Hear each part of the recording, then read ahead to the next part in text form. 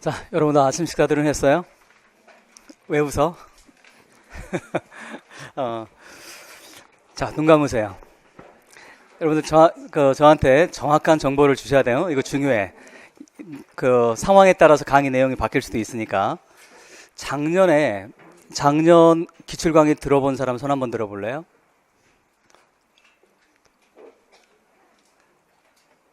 내리세요.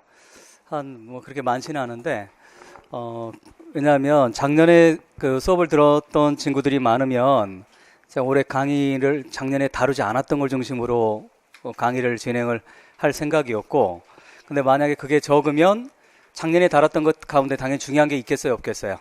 당연히 있겠지. 근데 어쨌든 지금 보니까 숫자적으로 거의 압도적인 비율로 처음 듣는 친구들이 많기 때문에 작년에 다뤘던 것 가운데서도 중요한 거 있으면 그것만 좀 이렇게 다루고 하도록 하겠어요. 근데 일반적으로 뭡니까? 일반적으로 가능하면 작년에 다뤘던 거는 덜 다루고 그렇게 넘어가도록 그렇게 하겠습니다. 자, 여러분들 문학 실라버스 같이 한번 볼래요?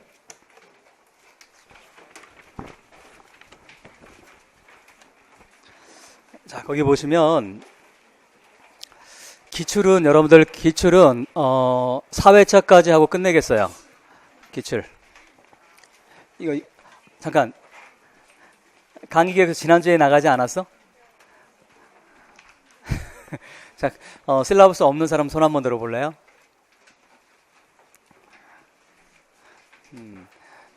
그 실라버스 좀 달라 그래. 왜냐면 1, 4월 기본 강의와는 다르게 기출 강의잖아. 기출 강의이기 때문에 1, 4월 기본 강의할 때는 문학 시간은 가능하면 여러분들 제가 예습을 요구하지 않았죠. 그래서 수업 시간에 예습 요구해봤자 사실 잘 풀어오지도 않고 하기 때문에 수업 시간에 같이 읽으면서 그걸 중요한 부분을 다루는 방식으로 했다라고 한다면 기출은 그럴 시간이 없어요. 따라서 기출은 여러분들이 풀어오셔야 돼. 또 당연하지. 기출을 내가 풀어보지 않고 수업 시간에 한다라는 건 말이 안 되잖아. 여러분 기출이라고 하는 건 이미 우리가 1, 4월 기본이 끝났기 때문에 그 끝난 걸 바탕으로 해서 예전에 이렇게 나왔구나 난이도가 어떻구나 라는 걸 여러분들이 온몸으로 느끼셔야 돼. 그래서 지난주에 실라버스를 나눠드렸어요. 일반 영어랑 문학 미리 풀어오라고, 진도에 해당되는 부분은 미리 풀어오라고 나눠드렸고, 혹시나 몰라서 어제 제가 조교한테 카페에다 올려놓으라고 했어요. 그 실라버스 진도에 해당되는 부분을. 이 말은 여러분들 그 익스큐즈가 안 되는 거야. 오늘은 그냥 진도를 첫 시간이지만 그냥 뭡니까 원래 계획대로 진도를 그렇게 진행을 하도록 하겠어요. 거기 보시면 1회차에서 4회차까지 보시기 바래요. 1회차에서 4회차까지 보면 없는 사람 옆 사람하고 같이 보세요. 여기 잠깐 같이 봐. 옆에 좀 그래, 책 앞에다 붙여놓는 게 제일 좋아. 이거 실라버스는 책 앞에다가 풀이라고 하는 거 알지? 풀을 이렇게 쫙 붙이면 돼. 글로 시키시기 바랍니다. 풀로. 그러면 거기 보면 1회차 오늘이죠. 2회차는 내일이고 3회차 다음 주, 4회차 다음 주 목요일인데 4회차 안에 4번 강의 안에 기출은 다 끝내도록 하겠어요. 그러니까 사실 문학은 그 아주 옛날 거는 뭐 그냥 여러분들 우리 영미문학 개론에 상당히 많이 들어가 있어요. 그렇기 때문에 기출은 2009학년도 있지. 2009학년도까지는 여러분들 제가 꼼꼼하게 다뤄드리도록 하겠어요. 하지만 그 이전에 15년 전, 20년 전 거 그런 것들은 이렇게 나왔구나 정도만 체크하고 거기서 혹시나 나올 가능성이 있는 작가 거는 제가 그건 또 꼼꼼히 다루도록 하겠어요. 그러니까 경중을 맞춰서 중요한 거는 꼼꼼하게 다루고 가능성 없는 것들은 그냥 넘어가도록 스킵하고 하는 식으로 강의를 진행을 하도록 하겠습니다. 그런 다음에 5회차부터 보시기 바래요. 5회차. 요즘에 최근 경향이 시는 여러분 기출 보면 알겠지만 예전에 시가 한 회에 두 문항이 출제가 되는 경우도 있었어요. 근데 그것이 벌써 한 5, 6년 전이기 때문에 5년. 그러니까 지금은 최근에 들어서는 소설은 2문항이 출제가 되는 경우가 왕왕 있습니다. 근데 시가 2문항씩 출제가 되는 경우는 그렇게 많지가 않아요. 그래서 제가 지금까지 강의를 할 때 작년까지는 시 중심으로 강의를 많이 했었어요. 근데 올해는 제가 1, 4월에도 얘기했지만 올해 소설 중심으로 여러분 제가 강의를 할 생각인데 그건 소설을 통해서 소설 자체도 이해하는 것도 중요하지만 뭐를 늘려라? 일반 영어 실력을 늘리라는 의미에서 소설 강의에 좀 제가 강조점을 두고 있습니다. 그래서 5회차부터 8회차까지는 이 작품이 거기 작품 보시기 바래요. 한 회차당 긴 작품은 두 개 정도, 짧은 작품은 3개 정도 이렇게 해서 진행을 하도록 하겠어요. 그러면 지난번에 우리 새벽 특강 했던 거 있었지? 새벽 특강 했던 거 그거 하고 하면 뭡니까? 작품 중요한 작품들은 서너 개 정도 빼놓으면 아마 거의 대부분 다루게 될 겁니다. 그리고 못 다루는 부분은 제가 6월 달에 언제 시간 한번 내서 한번 특강을 한번 할 생각이에요. 그때 소설 이제 중요한 작품 못 다뤘던 거는 스위머 같은 그런 작품들은 제가 그때 다루도록 그렇게 하겠습니다. 그러면 여러분들 이 교재에 있는 이 두껍지만 이 교재는 여러분들 웬만큼 다 커버가 충분히 될 거라고 생각해요. 따라서 5, 6월 달에는 여러분들 5, 6, 7, 8은 어떤 시기라고 했어요?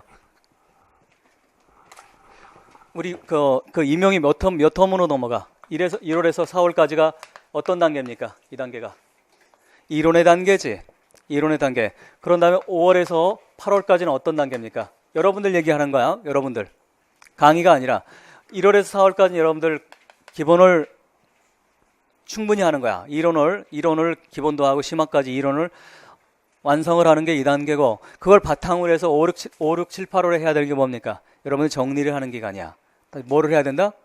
정리를 해야 되는 기간이야. 따라서 여러분들 5월달, 6월달 또는 7월달, 8월 정해놓고 한두 달은 뭡니까? 스터디도 마찬가지야. 그럴 때 할 때는 교수법을 예를 들어서 가장 기본적인 과목 중에 하나가 교수법이죠.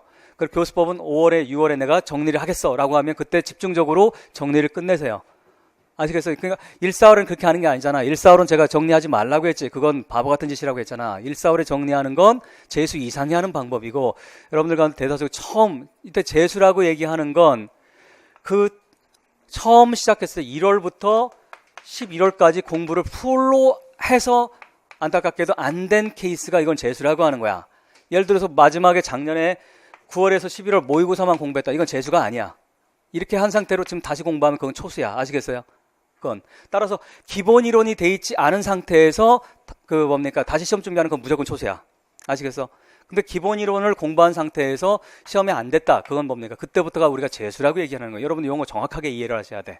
그러니까 그냥 7, 8월부터 공부해서 한다? 그건 초수입니다. 작년에 그렇게 했으면 올해 여러분 초수라고 생각하시면 돼. 왜? 기본 이론이 가장 중요하기 때문에 그래. 기본적으로. 그거 없는 상태에서 문제 100날 많이 풀어봤자 여러분 쌓이지 않아요. 따라서 어쨌든 그래서 1, 4월은 기본으로 이론할 때 어떻게 합니까? 매 주마다 배웠던 걸 어떤 중심으로 하라고 했어요? 제가 복습 중심으로 하라고 했지. 그 다음에 시간을 포커스로 어디에 맞춰라? 일반 영어에 맞추라고 했지. 그러면서 이것들이 점점 6월, 7월 달로 넘어가면서 강조점이 어디로 가야 된다? 자, 이거 1월 첫째 시간에 얘기했던 거 이거 기억나? 다윗의 별, 이스라엘 국기. 뭐야? 어떻게 하라고 했어? 처음에 이건 뭐다? 이건 일반 영어라고 했지. 일반 영어는 어떤 거? 10권을 한 번 보는 것이 한 권을 10번 보는 것보다 낫다, 안 좋다. 덜 좋다. 그래서 일반 영어는 뭐라고 했어요? 일반 영어는 기본서를 뭡니까? 3회독, 4회독, 5회독 많이 한 권을 여러 번 볼수록 좋다고 했지. 그러다가 여기가 뭡니까? 이제 7월이야. 하반기로 넘어가는 이때부터는 뭐로 비중이 이건 전공이야. 전공의 비중은 뭡니까? 전공은 처음에는 뭐 하는 거예요? 제너럴하게 쭉 다 살펴보는 거야. 그래서 복습 중심으로 배운 거, 이거 있었지 하면서 점점 어떻게 가는 거야? 하반기로 갈수록 단권화라고 들어봤지? 물론 과목마다 저는 단권화를 사실 추천하는 편은 아니에요. 하지만 어쨌든 갈수록 뭡니까? 시험에 여기가 12월 초잖아. 그러면 시험에 가까워지면서 어떻게 되는 거예요? 이제 과목별로 정리가 돼 있어야 될 거 아니야. 교수법 한 권 정도 정리가 돼 있고 영어학도 한 권 정도, 문학도 마찬가지로 그렇게 되면서 처음에는 전공은 넓게 하면서 점점 뭡니까? 깔때기로 가는 거예요. 좁아지는 거고 일반 영어는 어떻게 하라고 했어? 조금 하다가 점점 하반기로 갈수록 뭐를 하는가? 문제를 많이 풀어보는 거야. 그래서 하반기로 갈수록 뭡니까? 1, 4월에는 제가 어떻게 하라고 했어요? 지문 하나당 최소 40분에서 50분 1시간 걸려도 상관없다고 했지. 트위스트할 방식으로 풀려면 일반적으로 평균 50분 정도가 걸려. 그러니까 많이 풀려야 풀 수가 없어. 시간적으로 안 나와. 근데 하반기에 가면 그걸 기반으로 해서 여러분들이 그걸 내재화하면 좋겠지만 그렇게 안 했던 관계는 없어. 하지만 적어도 읽으면서 논리적으로 읽어야 된다는 생각은 여러분들 합니까? 안 합니까? 하잖아. 그 바탕 속에서 이제 7월부터 어떻게 하는 거야? 무조건 많이 풀어내는 거야. 아시겠어요? 그럼 이해돼? 이 방식, 이건 일반 영어 방식이고 이건 전공의 방식인데, 그래서 1, 4월은 전공 어떻게 하라고 했어요? 복습 중심으로 하라고 했잖아. 아까 얘기했잖아. 그러니까 이미 끝난 거긴 하지만, 그러다가 5, 6, 7, 8을 복습한 걸 이제 어떻게 하는 겁니까? 복습을 왜 하라고 했어? 복습을 정리하라고 하는 게 아니었지. 왜 복습을 하라고 했습니까? 기억을 홀딩 시켜놓기 위해서 하는 거지. 완전히 내가 알기 위해서 하는 거 아니라고 했지. 기억을 홀딩 시켜놓은 다음에 이제 뭡니까? 5, 6, 7, 8월의 정리 단계에서 여러분들 정리가 들어가는 거야. 그래서 시간표도 어떻게 짭니까? 매주 강의하지 않아요. 매주 강의 않고 2주씩 몰아서 한다든가 이렇게 하잖아 지금. 그 기간 동안 여러분들 사실은 그 정리를 하라는 개념으로 시간을 그런 식으로 배정을 하는 건데, 이렇게 해서 8월 말까지 이제 뭐가 되는 거예요? 여러분 정리가 돼야 돼. 그런 다음에 이제 뭡니까? 9월에서 11월까지 뭘 보는 거야 이제? 말 그대로 실전 모의고사에 들어가는 거지. 아시겠어? 모의고사 때 새로운 걸 배운다? 그런 거 아니라고 했지. 모의고사는 뭐가 모의고사라고 했어요? 시험에 있을 수 있는 모든 변수에 대처하는 거, 그 다음에 시험에 내 몸을 온전히 맡기는 거, 그거이지. 그 당시에 모의고사에 가서 새로운 걸 뭔가를 배운다? 그건 뭡니까? 합격할 가능성이 안타깝지만 많지 않습니다. 8월 말까지 정리된 상태에서 시험을 봐야 이 점수가 내 건지 아닌지 알 수가 있어. 많은 사람들이 범하는 오류가 있어요. 모의고사를 보면서 이건 내가 안 배운 거니까, 아직 정리가 안 됐으니까 내 점수 55점 나와도 괜찮아. 앞으로 가능성이 있어. 물론 가능성이 있지. 다음에. 그건 여러분들 그 시험에 제가 항상 하는 얘기 있지. 1월 달에 시험이라고 하는 거 제일 먼저 해야 되는 건 뭐라고 해서, 내가 어디에 서 있는지를 뭐 하는 거. 냉정하게 깨닫는 거야. 다시 뭐가 시험의 첫 번째 자세다? 내가 어디에 서 있는지를 정확하게 판단하는 거야. 나를 과장해서도 안 되고 나를 과소평가해서도 안 됩니다. 하지만 1월 달에는 과소평가하는 것이 과장하는 것보다는 훨씬 좋아. 그러니까 내가 뭘 모르는지, 즉 내가 어떤 자리에 서 있는지를 판단하면서 공부를 시작하라고 했지. 그래서 제가 뭐를 얘기했어요, 여러분들? 집에다 뭘 붙여놓으라고 했어? 일주일에 몇 시간을 공부할 수 있는지 제가 붙여놓으라고 했어, 안 했어? 했잖아. 일주일에 시간 재보라고 했잖아. 시간 재보고 하루 단위로 재보, 일주일간 내가 실제로 몇 시간을 화장실 가는 거 빼고 밥 먹는 거 빼고 친구들하고 잡담하는 거 빼고 하면 맥스로 나올 수 있는 시간이 12시간 나올 거라고 제가 얘기를 했을 거야. 맥스로 12시간 나옵니다. 그렇게 정말 집중력이 강한 사람이. 근데 체력이 약하면 어떻게 하라고 해서 8시간에서 10시간 정도로 줄이라고 했지. 왜? 어차피 장기전이니까. 장기 레이스이기 때문에. 근데 어쨌든 그런 거에서 뭡니까? 이제 8월 말까지 해서 다 정리가 돼 있어야 돼. 정리가 돼 있고 나서 그 다음에 뭡니까? 모고에서 이제 내가 전국 등수에 제일 중요한 거야. 내가 전국 등수에서 어느 정도인지 파악하는 게 이제 뭡니까? 모고에서 제일 중요한 거야. 그래야 내가 여러분들 어디 있을지 판단할 거 아니야. 그러니까 그냥 내가 물론 소신 지원하는 게 좋습니다. 소신 지원하는 게 좋아. 나는 서울 아니면 차라리 나에게 죽음을 쓰세요. 근데 그건 뭡니까? 초수 땐 그게 가능한 얘기긴 하지만 재수 이상이 되면 그렇게 무모한 짓은 하면 안 됩니다.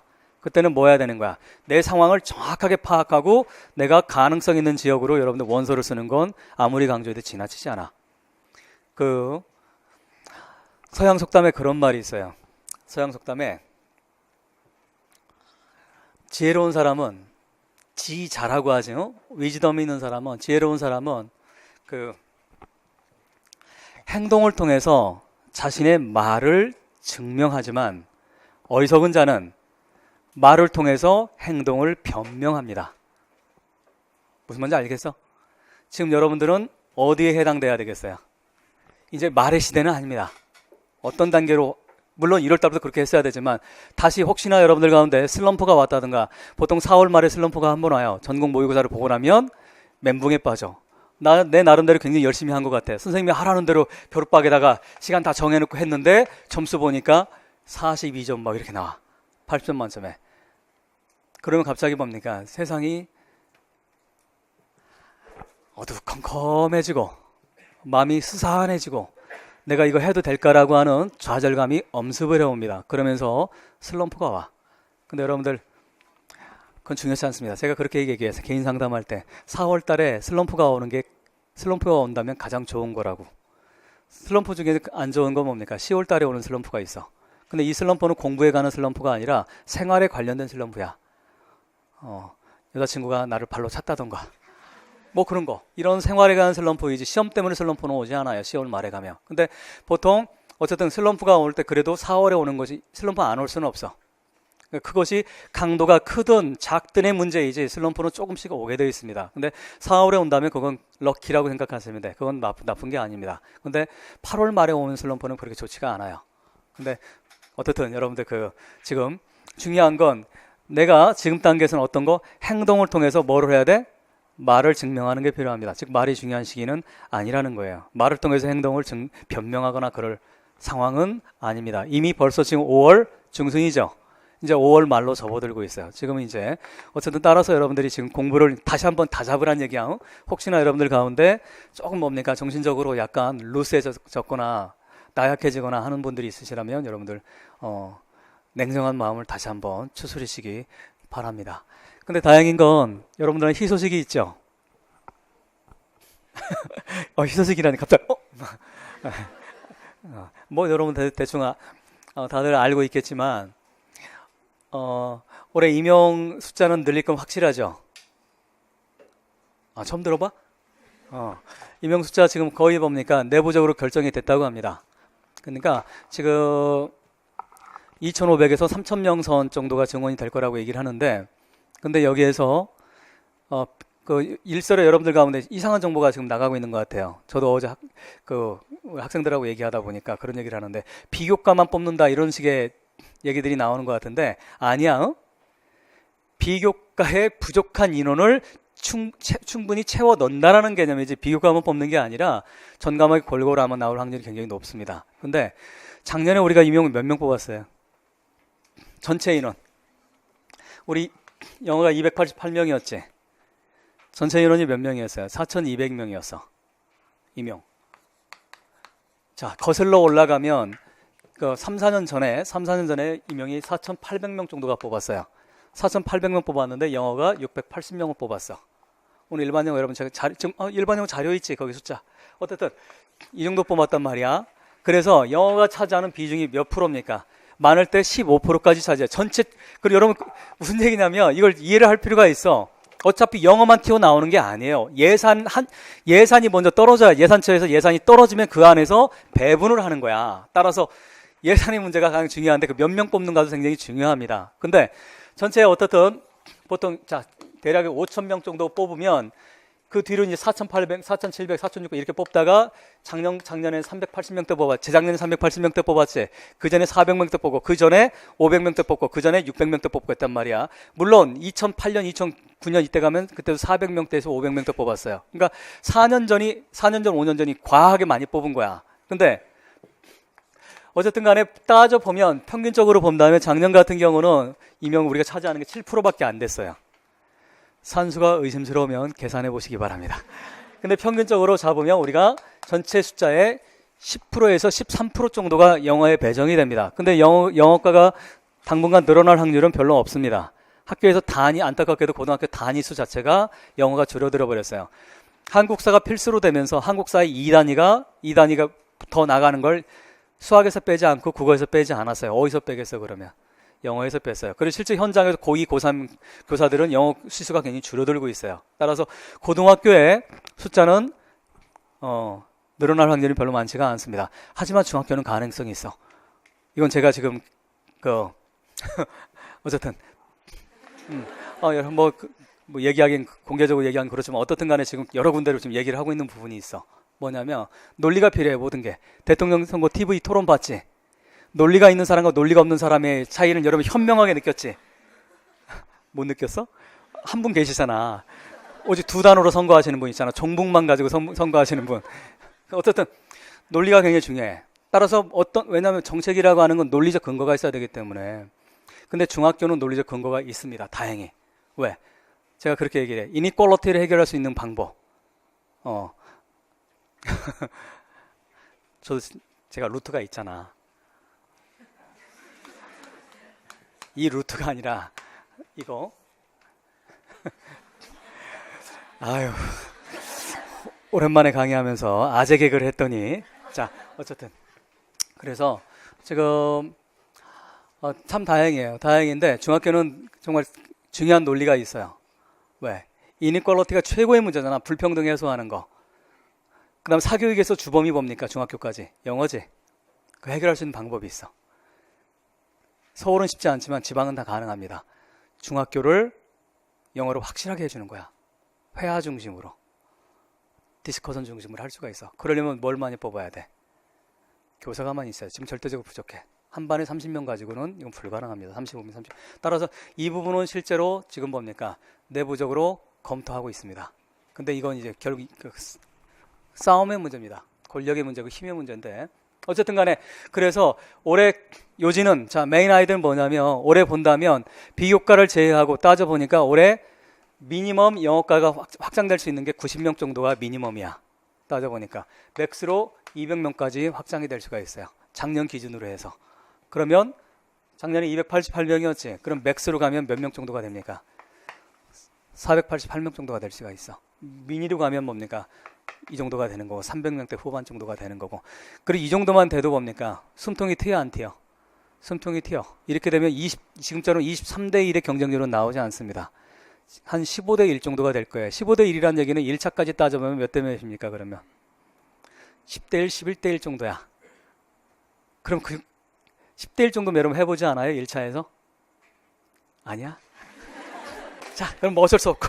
자, 국가고시에서 뭐 어쩔 수 없잖아. 10대 1 정도, 그럼 뭐 20대가 넘어가면 이건 불가능한 수치긴 하지만 10대 정도면 여러분들 한번 해볼 만한.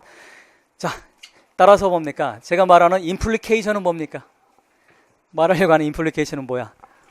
열심히 뭐 하자? 자, 마음 다잡고 열심히 하시기 바랍니다. 특히 모고 점수 안 나오신 분들 좌절할 필요 전혀 없어요.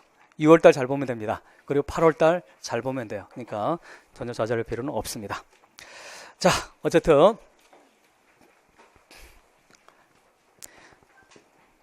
이제 17학년도 기출 먼저 들어갈 텐데 그 전에 여러분 그 8페이지 한번 보시기 바랍니다. 8페이지. 우리 교재 8페이지.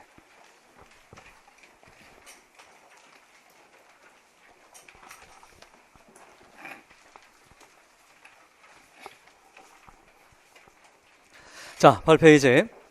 거기 뭡니까? 2009학년도부터 몇 학년도까지예요?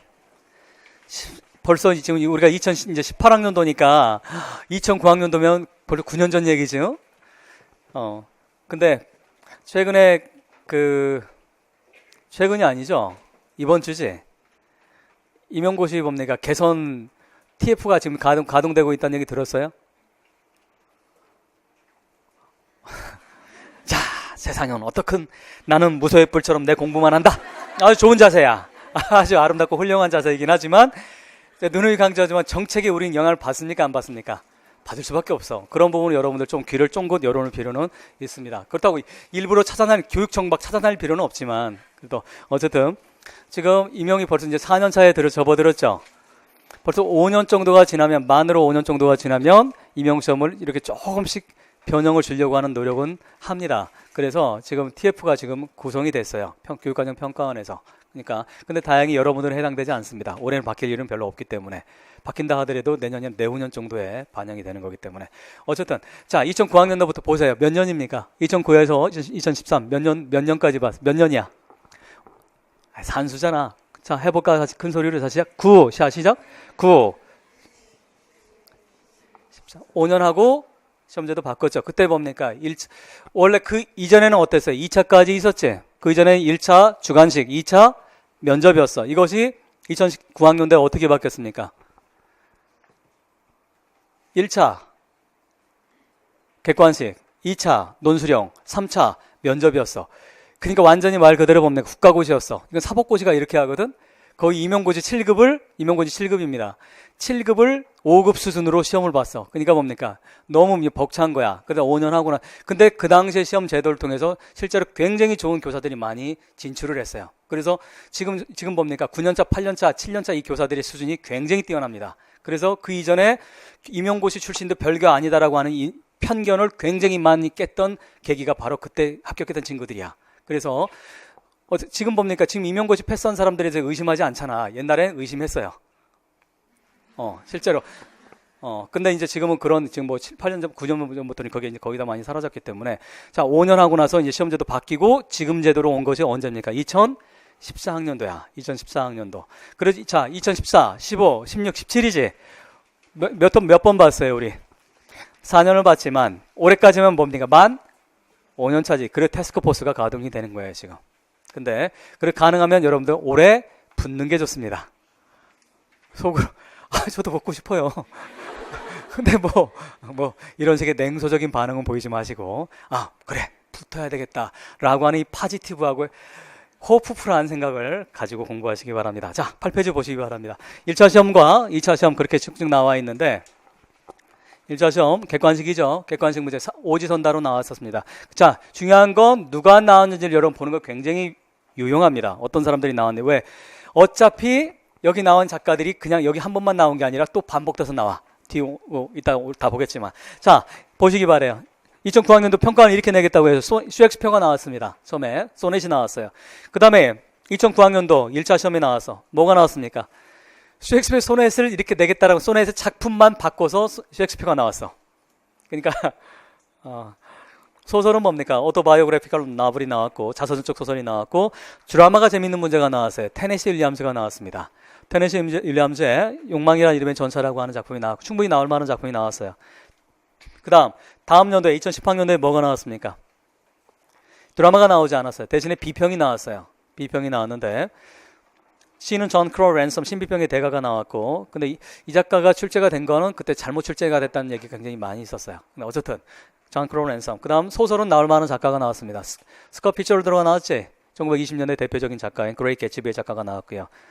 근데 그때 나왔던 게 아이러니하고 가틱 소설을 물어보는 우리가 기출 볼 거야. 다음 시간에. 그러니까 가틱에 대한 이런 게 나왔고 알아야 볼 수 있는 문제가 나왔고 그 다음 수필은 헨리 데이빗 서로가 밑줄 그시기 바랍니다. 우리 임용에서 가장 선호되는 작가 헨리 데이빗 서로우입니다. 서로우가 가장 많이 출제가 되는데 소설가가 아닌 작가 가운데서 제일 많이 출제가 됐었어요. 그 다음 문학 비평이 나왔는데 포스트 컬로니얼리즘 비평이 출제가 됐었습니다. 그 다음 2011학년도 가세요. 시인은 프란스 컴포드의 차일드우드라는 시가 나왔고요. 그렇게까지 사실은 뭐 그렇게 중요한 시인은 아닙니다. 근데 그래서 이것도 그렇게까지 탁월한 선택은 아니었습니다. 시를 선택하는데. 그다음 소설은 전형적인 작가가 나왔죠. D.H. 로렌스도 우리 이명에서 굉장히 선호하는 작가 가운데 한 명입니다. 로렌스의 Rocking Horse Winner라고 하는 작품이 나왔고요. 중요한 작품이죠. 대표적인 작품 가운데 하나고. 그다음에 소설 티오도르 드라이저가 나왔습니다. 자, 이 작가는 바로 뭡니까? 미국의 내추럴리즘의 자연주의라고 하는 리얼리즘 다음에 등장하는 내추럴리즘의 대표적인 작가가 되죠. 제가 그런 얘기 항상 했었어요. 우리 임용 시험은 특히나 내추럴리즘의 작가를 선호한다라는 얘기를 했었는데 어쨌든 테오도르 드라이저가 출제가 됐고요. 그 다음에 드라마 이 작가가 나온다고 해서 그 반대할 사람은 이 세상에 아무도 없을 거라고 생각해요. 아서 밀러가 나왔죠. 대표적인 작가죠. 아서 밀러의 데스 오브 세일즈맨이 나왔는데 드라마의 공통적인 게 있어요. 드라마는 미국 작가들이 나오면 아메리칸 주름의 실패를 다루는 작품들이 주류로 출제가 됩니다. 제가 거기 시험 분석 뒤에다 해놨으니까 여러분들 집에 가셔서 꼭 좀 거기 읽으시기 바랍니다. 그 다음 물론 시간이 있으면 같이 꼼꼼하게 읽으면 좋은데 문제를 풀어야 되기 때문에 읽지 않도록 하겠어요. 이제 12학년도 보시기 바랍니다. 누가 나왔습니까? 시는 라버 프로스트가 나왔고 프로스트야 너무너무나 유명한 작가죠. 프로스트의 미팅 앤 패싱이라고 하는 작품이 나왔고요. 그 다음에 제임스 조이스 밑줄 그시기 바랍니다. 어떤 에세이에 헨리 데이빗 서로우가 있다고 한다면 소설에는 제임스 조이스가 있습니다. 가장 많이 선호되는 작가입니다. 제임스 조이스. 그 다음 또 하나가 있습니다. 소설이나 드라마에서 여성 작가들은 페미니즘 계열의 작가들이 굉장히 많이 출제가 됩니다. 페미니즘 계열의 출제가 되는데 대표적인 작가가 거기 나오는 샬롯 길먼의 또 노란 벽지라고 하는 유명한 작품이 있죠. 아마 여러분 대학 때 다들 배우셨을 거라고 생각해요. 옐로우 월페이퍼라고 하는 작품이 나왔고요. 그 다음에 드라마 체크하시기 바랍니다. 3년 만에 누가 또 나왔어요? 테네시 윌리엄즈가 또 나왔습니다. 테네시 윌리엄즈가 또 나왔고 반복돼서 나온 작가 여러분 형광펜을 권으시기 바랍니다. 그 다음 2013학년도로 가시기 바라요. 누가 나왔습니까? 시가 윌리엄 워저즈가 나왔어요. 그 다음 또 시가 이때 두 작품이 출제가 됐습니다. 이 두 개가 출제가 돼 아주 유례가 없는 상황이었는데 그래도 난이도가 시가 나오면 당연히 뭡니까? 여러분들 체감적으로 느끼는 난이도가 굉장히 어렵습니다. 시 자체가.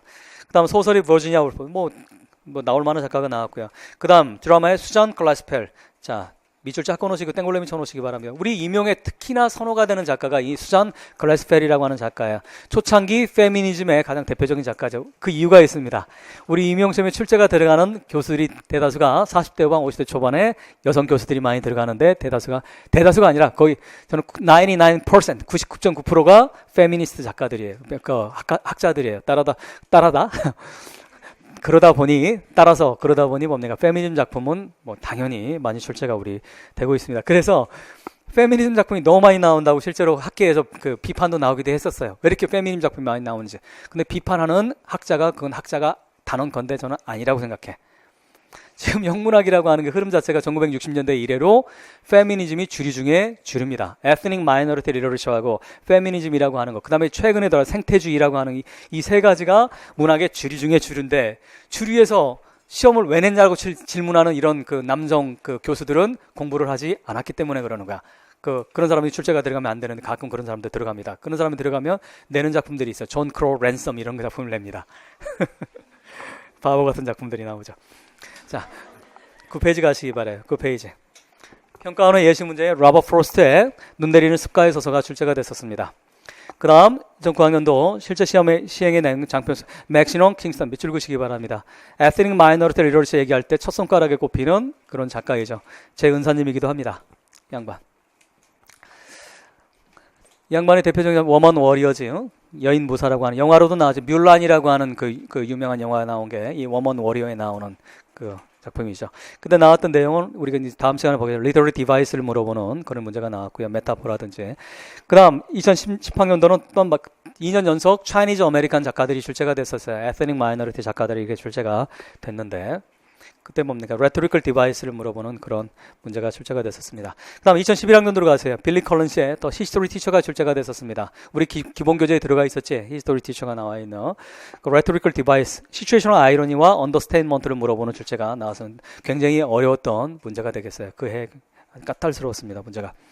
그 다음 2012학년도는 린다 패스턴의 집 떠나는 딸에게라고 하는 것과 레드하신 빨간 모자라고 하는 레이첼 헤데스의 작품이 출제가 됐는데, 메타포와 티메릭 아이디어를 물어보는 그런 문제가 출제가 됐었습니다.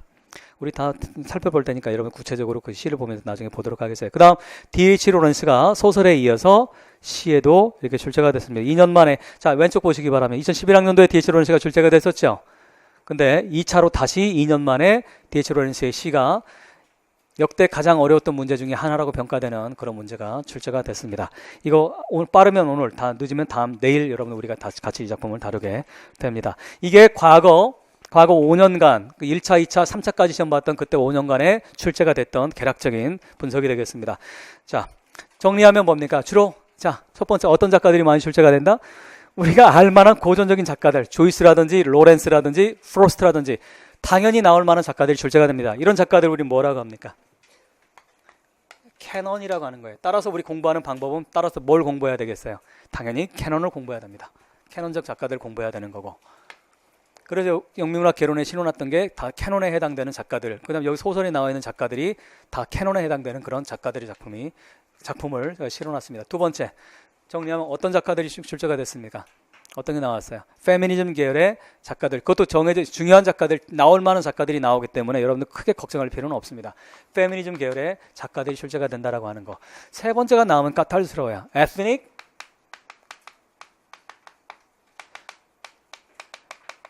미국 소수민족에 해당된 소수민족 작가들 출제가 되는데, 이건 뭡니까? 범위를 축소시키기가 상당히 어렵습니다. 저는 해마다 그래서 한국계 작가를 계속 찍는데 아직까지 안 나와요. 이거 방송 출제 평가원에서 보고 계시면 한번 낼 때가 됐잖아. 차이니즈 아메리칸은 뭡니까? 3번이나 출제가 됐어요.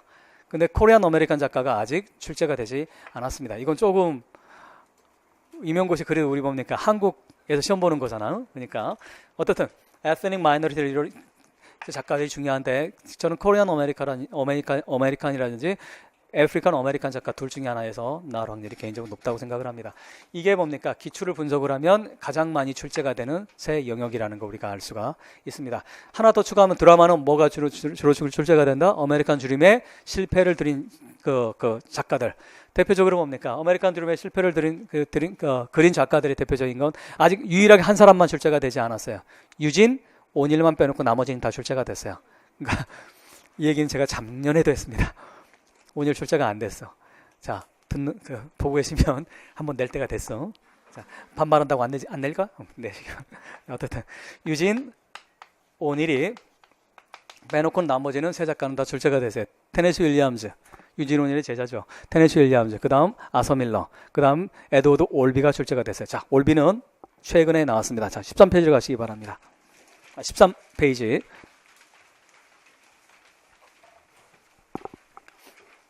자, 2014학년도부터 같이 한번 볼까요? 2014학년도. 자, 누가 나왔습니까? 다시 또 비평 누가 나왔어요? 오늘 우리가 아마 다룰 겁니다. 월든이 출제가 됐습니다. 다시. 헨리 데이비드 thoreau의 월든은 근데 문학뿐만 아니라 일반 영어에서도 단골로 예전에 출제가 됐었는데 어쨌든 요즘 문학에 출제가 됩니다. 그 다음 소설은 누가 등장했어요? 메리 셸리, 낭만주의의 최고봉이죠. 낭만주의의 대표적인 작가인 프랑켄슈타인을 쓴 메리 셸리가 나왔어요. 시는 뭡니까?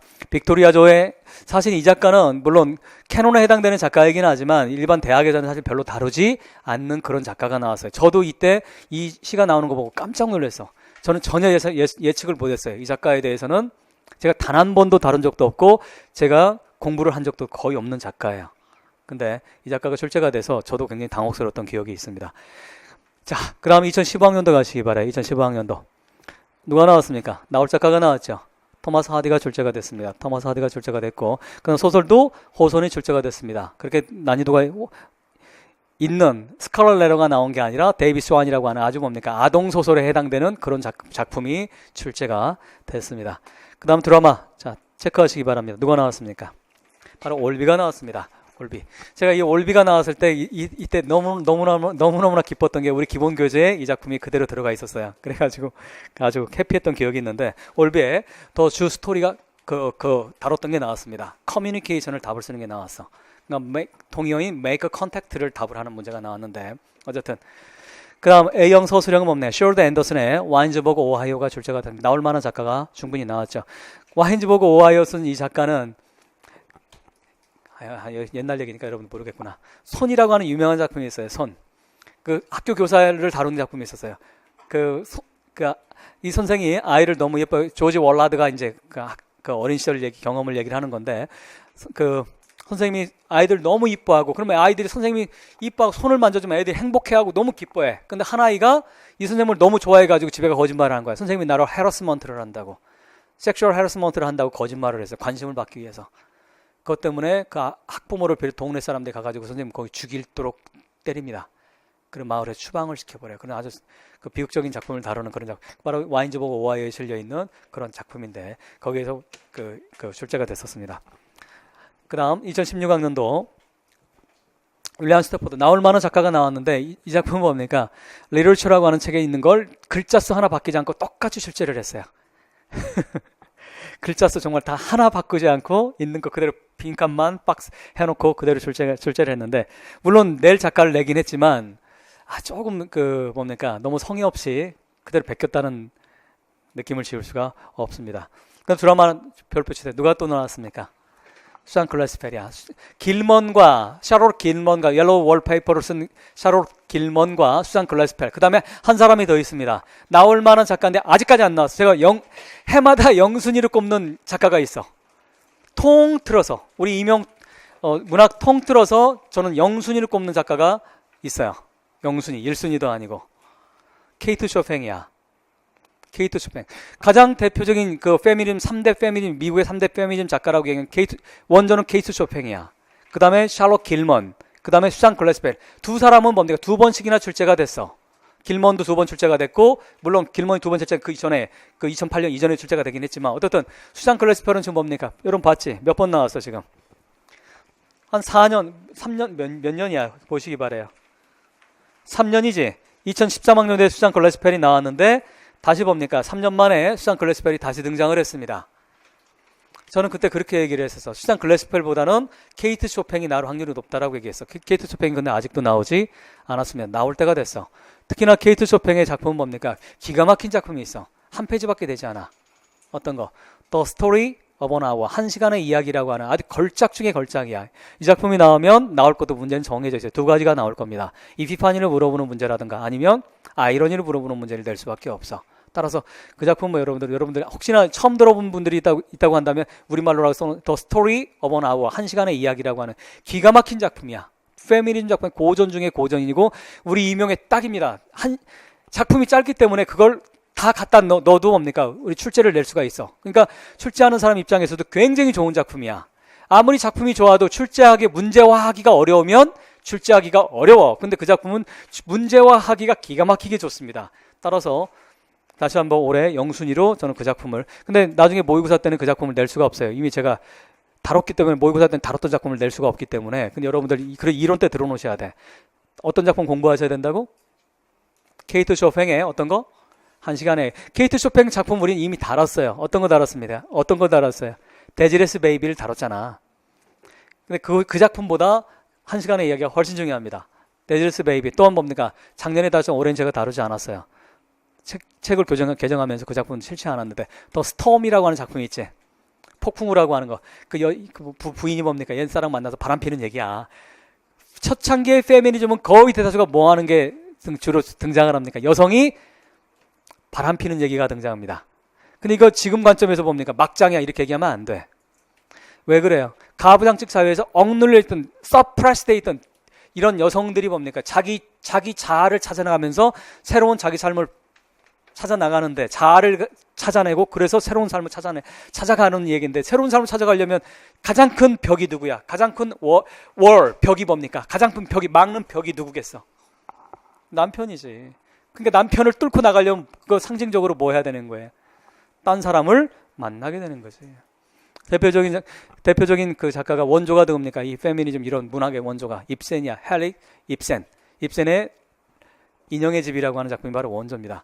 케이트 쇼팽이나 샬먼 길먼이나 수잔 클래시펠이 다 입센의 영향을 받아요. 로라라고 하는 입센의 작품, 인형의 집에 등장하는 로라, 그 유명한 로라를 따서, 로라는 뭡니까? 당대 사회에서 가장 부도덕한 인간이야. 왜 그래요? 남편이, 여기 조심하셔야 되는 게, 남편이 뭡니까? 끊임없이 폭력을 행사한다든가 이러지 않아요. 그러면 뭡니까? 그래, 저렇게 때리고 폭력 행사하는 남편 떠나야지. 그게 아니라 남편은 뭡니까? 나름 자기 입장에서는 뭐 하는 거야? 부인한테 굉장히 최선을 다한 사람이야. 그리고 남편도 괜찮아. 그다음 또 누구 있어요? 개똥이, 순자, 말자도 있어. 내 자식도 있어. 자식도 버리고, 누구도 버리고, 남편도 버리고 집을 떠나. 그러니까 뭐라고 생각하겠어? 그 당시에 모랄리티의 기준에서 볼 때는 타락한 여자라고 표현하는 거지. 무슨 말인지 아시겠어? 근데 결과는 뭡니까? 대다수의 작품에 나오는 결과는 다들 비극으로 끝날 수밖에 없지. 왜? 여성이 뭐가 없었기 때문에, 경제적 토대가 없었기 때문에 다 죽거나 비극적인 상황으로 빠지게 되는데, 이런 페미니즘적 소설적 플롯을 온몸으로 실천하고 살다가 세상을 떠난 사람이 있어요. 우리나라 작가 가운데. 누굴까? 화가야. 우리나라 최초의 서양화가 나혜석이야. 나혜석. 그 사람 정말 페미니즘을 온몸으로 실천하다가 결국 뭡니까? 핵류병자로 길거리에서 죽게 되는데, 당대 최고의 지식인 중에 하나였던 그 여성이. 근데 어쨌든 여성의 뭡니까? 그게 제가 이렇게 말씀드리는 게 대다수의 페미니즘 작품에 나오는 일반적인 플롯이 되겠습니다. 자, 그런 다음 뭡니까? 이제 소설은 또 뭐가 나왔어요? 소설용으로. 제임스 조이스가 또, 자, 조이스도 언제 나왔었어요? 몇 년에 나왔어, 조이스가? 12년도에 나왔지? 4년 만에 다시 조이스가 다시 등장했어요. 둘 다 뭡니까? 더블리너즈 안에 실려있는 그런 단편 작품들이 되겠어요. 그 다음 2017학년도 작년입니다. 작년 12월 초에 봤던 작품 뭐가 나왔습니까? 지금까지 뭡니까? 그 네문항씩 이렇게 나오다가 이제 작년에 세문항이 출제가 됐습니다. 세문항이 출제가 되는 시는 셸리가 나왔습니다. 당연히 나올 만한 작가가 등장을 했죠. 셸리가 2001년도에 출제가, 2000년인가 나중에 봅시다. 2001년인가 2000년에 출제가 된 이후로 무려 17년 만에 셸리가 우리 그 문학에 다시 출제가 됐습니다. 너무 늦은 감이 좀 있지요, 셸리가. 자, 그 다음 소설은 뭡니까? 내추럴리즘의 대표적인 작가인 티오도르 드라이저와 더불어서 내추럴리즘의 대표적인 작가인 잭 런던이 출제가 됐습니다. 슬랏의 남쪽이라고 하는 작품이 등장하고, 그 다음은 마가렛 애슨, 최근에 뭡니까? 각광을 받는 페미니즘 작가입니다. 최근에 각광을 받는 그 페미니즘 작가인데, 에스니 굉장히 현대 작가예요. 이 작가는 위트. 이 작품은 뭡니까? 이 위트라고 하는 이 작품에 실려 있는 교재가 그 2016학년도 윌리엄 스태포드라고 하는 작가 있죠. Ask Me라고 하는 작품이 있지. 거기 나와 있는 뭡니까? 실려 있는 작품이 그 같은 교재에서 똑같이 나왔어요. 그래서 임용을 보면 여러분 선호하는 그 책들이 있어요. 출제자들이 가지고 들어가는 책들이 있는데 가장 많이 들어가는 책은 당연히 뭡니까? 사운드 앤 센스가 압도적으로 많이 들어갔는데 최근 3, 4년간 사운드 앤 센스에서 출제가 안 됐습니다. 그래서 저는 그렇게 얘기하죠. 나올 때가 됐다. 나올 때가 됐다. 근데 어쨌든 사운드 앤 센스는 여러분들 그리고 한 번 정도는 공부를 해두실 필요가 있어요. 왜냐하면 시는 참 모르면 나오면 막막한 게 있지. 무슨 얘기를 하는 건지 막막한 게 좀 있기 때문에 자 어쨌든 이렇게 개략적으로 여러분들 그 지금 기출을 분석을 해봤습니다. 자 이제 작품으로 구체적으로 들어가도록 하겠습니다. 119페이지를 가시기 바라요. 119페이지 순서는 뭡니까? 강의 순서는 옛날부터가 아니라 최근부터 역으로 이렇게 진행을 하도록 하겠습니다. 119페이지 2017학년도 보시기 바라요.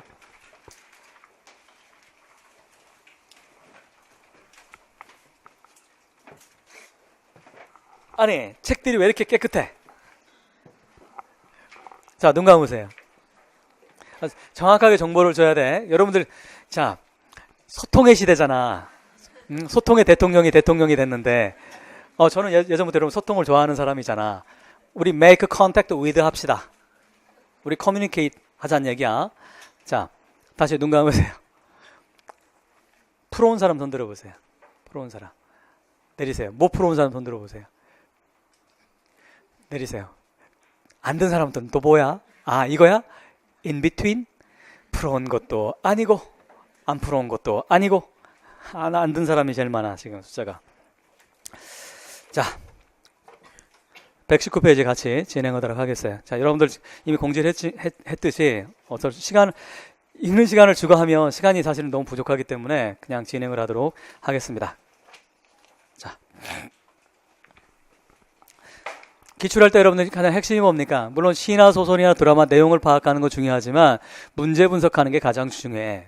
어떤 식의 문제가 출제가 됐고 이런 문제가 나오면 내가 어떻게 답을 할지 그걸 이런 기출이 나왔다라고 하는 전략적 분석을 했다면 그 다음에 구체적으로 어떻게 답안을 써야 되는지를 이해하는 것이 여러분들 굉장히 중요합니다. 내가 백날 내용 알고 있어봤자 출제자가 요구하는 내용이 들어가 있지 않으면 정답 처리가 될 수 없기 때문에 자, 그러면 당연히 문제부터 보시기 바랍니다. 문제 같이 볼까? 자, 뭐라고 되어 있어요? 다음 진술을 complete 해라, 완성해라. 완성형이죠. 기입형이지. 그러니까 완성해라. 뭐 함으로써 그러다고 되어 있어요? 한 단어에 가장 적절한 단어를 자, from the poem. 자, 무슨 말입니까? 시 안에 있는 걸 갖다 쓰라는 얘기지. 근데 이 문제가 나오면 항상 뭘 찾아보라고 했어요? if necessary라고 하는 표현이 있는지 없는지 찾아봐야 돼. 뭘 찾아봐라? if necessary. 이게 나오면 뭡니까? you may change the form 이렇게 나오지. 형식을 필요하다면 형식을 변화시켜라. 이게 없다라고 한다면 당연히 뭡니까? 시 안에 있는 걸 그대로 갖다 쓰면 되는 거지. 이건 난이도가 그럼 무슨 말이야? 어렵다, 쉽다, 상대적으로. 쉽다라는 거지. 상대적으로 난이도를 쉽게 하는 겁니다. 자, 그러면 우선 스테이트먼트를 같이 봅시다. 박스 뭐라고 돼 있어요? 원팀이 있는데 출제자가 뭡니까? 나름 굉장히 뭡니까? 문학을 전공한 사람이 냈어요. 왜?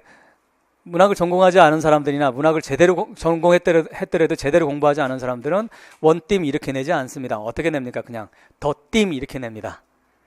근데 제가 일사후에 얘기했지. 하나의 작품의 띠이 하나야?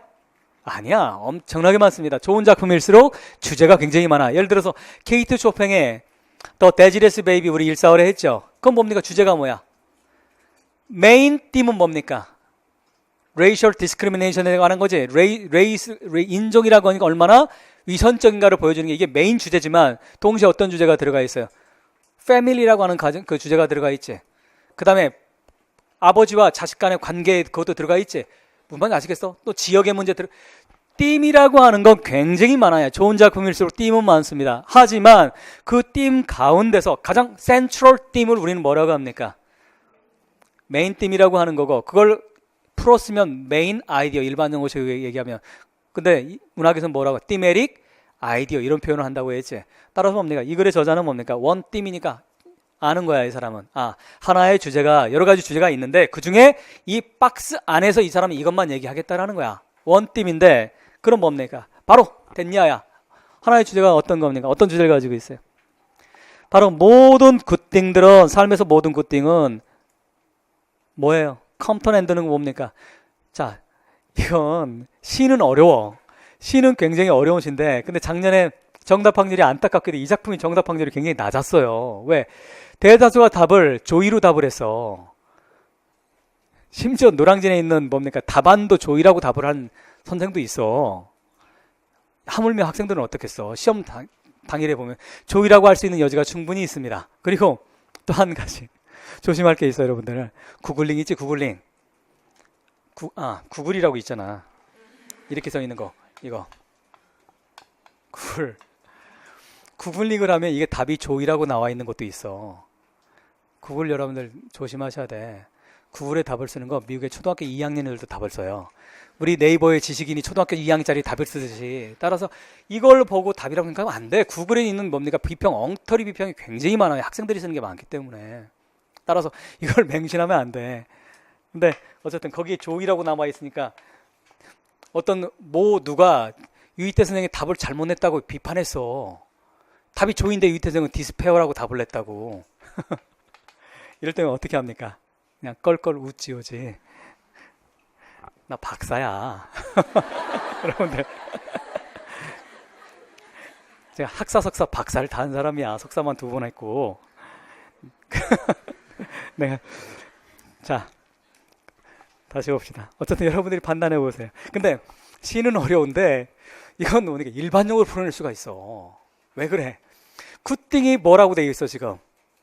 컴톤 앤드라며. 이건 뭐야? 굿띵이 그럼 끝난 거야? 안 끝난 거야?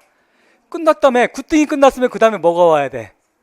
좋은 게 오면 안 되는 거잖아, 논리적으로. 자, 여기까지도 못 파악했어. 다음으로 100번 양보해서 여기까지 파악 못했어. 트위스트 할이 나왔어. 뭐가 나왔습니까? 거기에 시그너로즈가 나왔지. 어떤 단어가 등장했어요? 애저 별표 3개 치시기 바랍니다. 애저 리절트가 나왔잖아. 우리 이걸 뭐라고 배웠어? 애저 리절트 이딴 것들은 therefore 애저 리절트 이건 뭡니까? 어떤 시그너로즈야? cause and effect 패턴의 시그너로즈잖아. 그럼 애저 리절트 앞에는 반드시 뭐가 나와야 되는 거예요? cause가 나와야 되는 거고 애저 리절트 다음에 이건 반드시야. 이건 여러분들 이렇게 해도 되고 저렇게 해도 되고 이게 아니야. 이건 원칙이야, 원칙. 자, 애저 리절트가 나왔다라고 하는 건 반드시 앞에는 뭐가 나와야 되는 거야? A, 애저 리절트 B 하면 뭐가 나와야 되는 거야? 이건 원인이 나와야 되는 거고 이건 결과가 나와야 되는 거지. 그렇지 않으면 애저 리절트 쓰면 안 되는 거지. 보세요. 이거 시험 문제야. 그것도 국가고시입니다. 그것도 박스에 들어가 있는 걸 잘못 쓰진 않았을 거 아니야. 이거. 그럼 뭡니까? 애저 리절트 나와 있어. 뭐라고 돼 있어요? 그러면 우리는 랩 남겨져 있어. 어떤 감정만 가지고 남겨져 있어. 그러면 자, 앞에 내용이 뭐였어? 좋은 게 끝났다며. 그래서 결과적으로 좋은 거 끝났다면 뭡니까? 결과는 뭐가 나와야 되는 거야? 파지티브야, 네거티브가 나와야 돼? 뉴트럴이 나와야 돼? 네거티브가 나와야 되는 거지. 그럼 뭐는 절대 될 수가 없어. 물론 그럴 수 있어. 나는 사이코패스라 조이는 나에게. 이건 사이코패스지. 이거 무슨 말인지 아시겠어? 따라 조이는 뭡니까? 시를 읽지 않는다 하더라도 조이는 답이 될 수가 없어요. 이걸 왜 틀려? 이런 걸 틀리면 안 되지. 이거. 자, 시로 가보시기 바랍니다. 근데 시를 읽어보면 여러분들이 실제로 조이라고 답할 수 있는 부분이 있어요. 100번 이해한다니까. 자, 다시 봅시다. 오늘 빵긋 웃는 젖꽃도 뭐라고 돼 있어요? 내일이면 시들어, 내일이면 죽어. 자, 이거 보니까 이거만 딱 읽고 실제로 그런 친구가 있어. 이거 까르페 디엠이구나. 그러니 까르페 디엠은 노세노세 젊어서 노세. 오늘 즐기자. 제가 그 얘기 들을 때 너무 안타까웠어. 그 친구는 공부를 나름 뭡니까? 했어. 근데 공부라는 거 하는 건 항상 그런 거야. 애매하게 하면 안 하니만 못하다고. 그래서 근데 뒤에 설명이 그게 아니잖아. 그래 뭡니까? 뭐라고 돼 있어? 모든 것 all that 뭡니까? 우리가 스테이하기를 원하는 모든 것은 all이 주어고요. tempt가 동사잖아. 유혹을 하고 나서 그런 다음에 뭐 해요? flies. 그냥 떠나버려. 떠나는데 뭡니까? 그냥 간다라고 표현하지 않고 fly라고 하는 단어 썼어요. 이것도 어떤 거야? 비유적인 표현이잖아. 자, 누가 간다와 시간은 그냥 간다와 시간은 날아가 버린다. 어떤 게 훨씬 속도가 더 빨리 느껴져? fly가 훨씬 빨리 느껴지는 거지. fly가. 자, 우리가 멈추길, 가지고 있길, 스테이하길 원했던 모든 것들은 유혹만 한 뒤에 그냥 사라져버려. 그리고 그렇게 질문한 다음에 이렇게 한 다음에 뭐라고 합니까? 그러면 도대체 이 세상의 기쁨이라고 하는 건 도대체 무엇이냐? 기쁨, 시적 화자가 이렇게 질문 던지고 있잖아. 뭐냐? 그러면 뭐라고 하고 있어요? 라이트닝, 번개인데 이건 어떤 거예요? 이 밤을 말해, 밤을 조롱하는, 밤을 막 모방하다가 약간 비웃기도 하고 밤을 뭡니까? 모방하는, 좀 약간 모방한 조롱하는 번개는 어때요? 바로 뭐라고 얘기하고 있어요? 구문이 어렵잖아. 왜 어렵습니까? 라이트닝이 주어인데 주어 다음에 뭐가 있어야 돼요? 다시 뭐가 있어야 돼? 동사가 있어야 되는데, 그럼 동사가 만약에 나이트 다음에 is 가로로 해보시기 바랍니다. is를 집어넣어봐. 그러면 어떻게 돼? 훨씬 쉽겠지? 그럼 주어가 뭡니까? 에이, 여러분들 저거잖아. 우리 문학 공부 했잖아. that은 뭐야?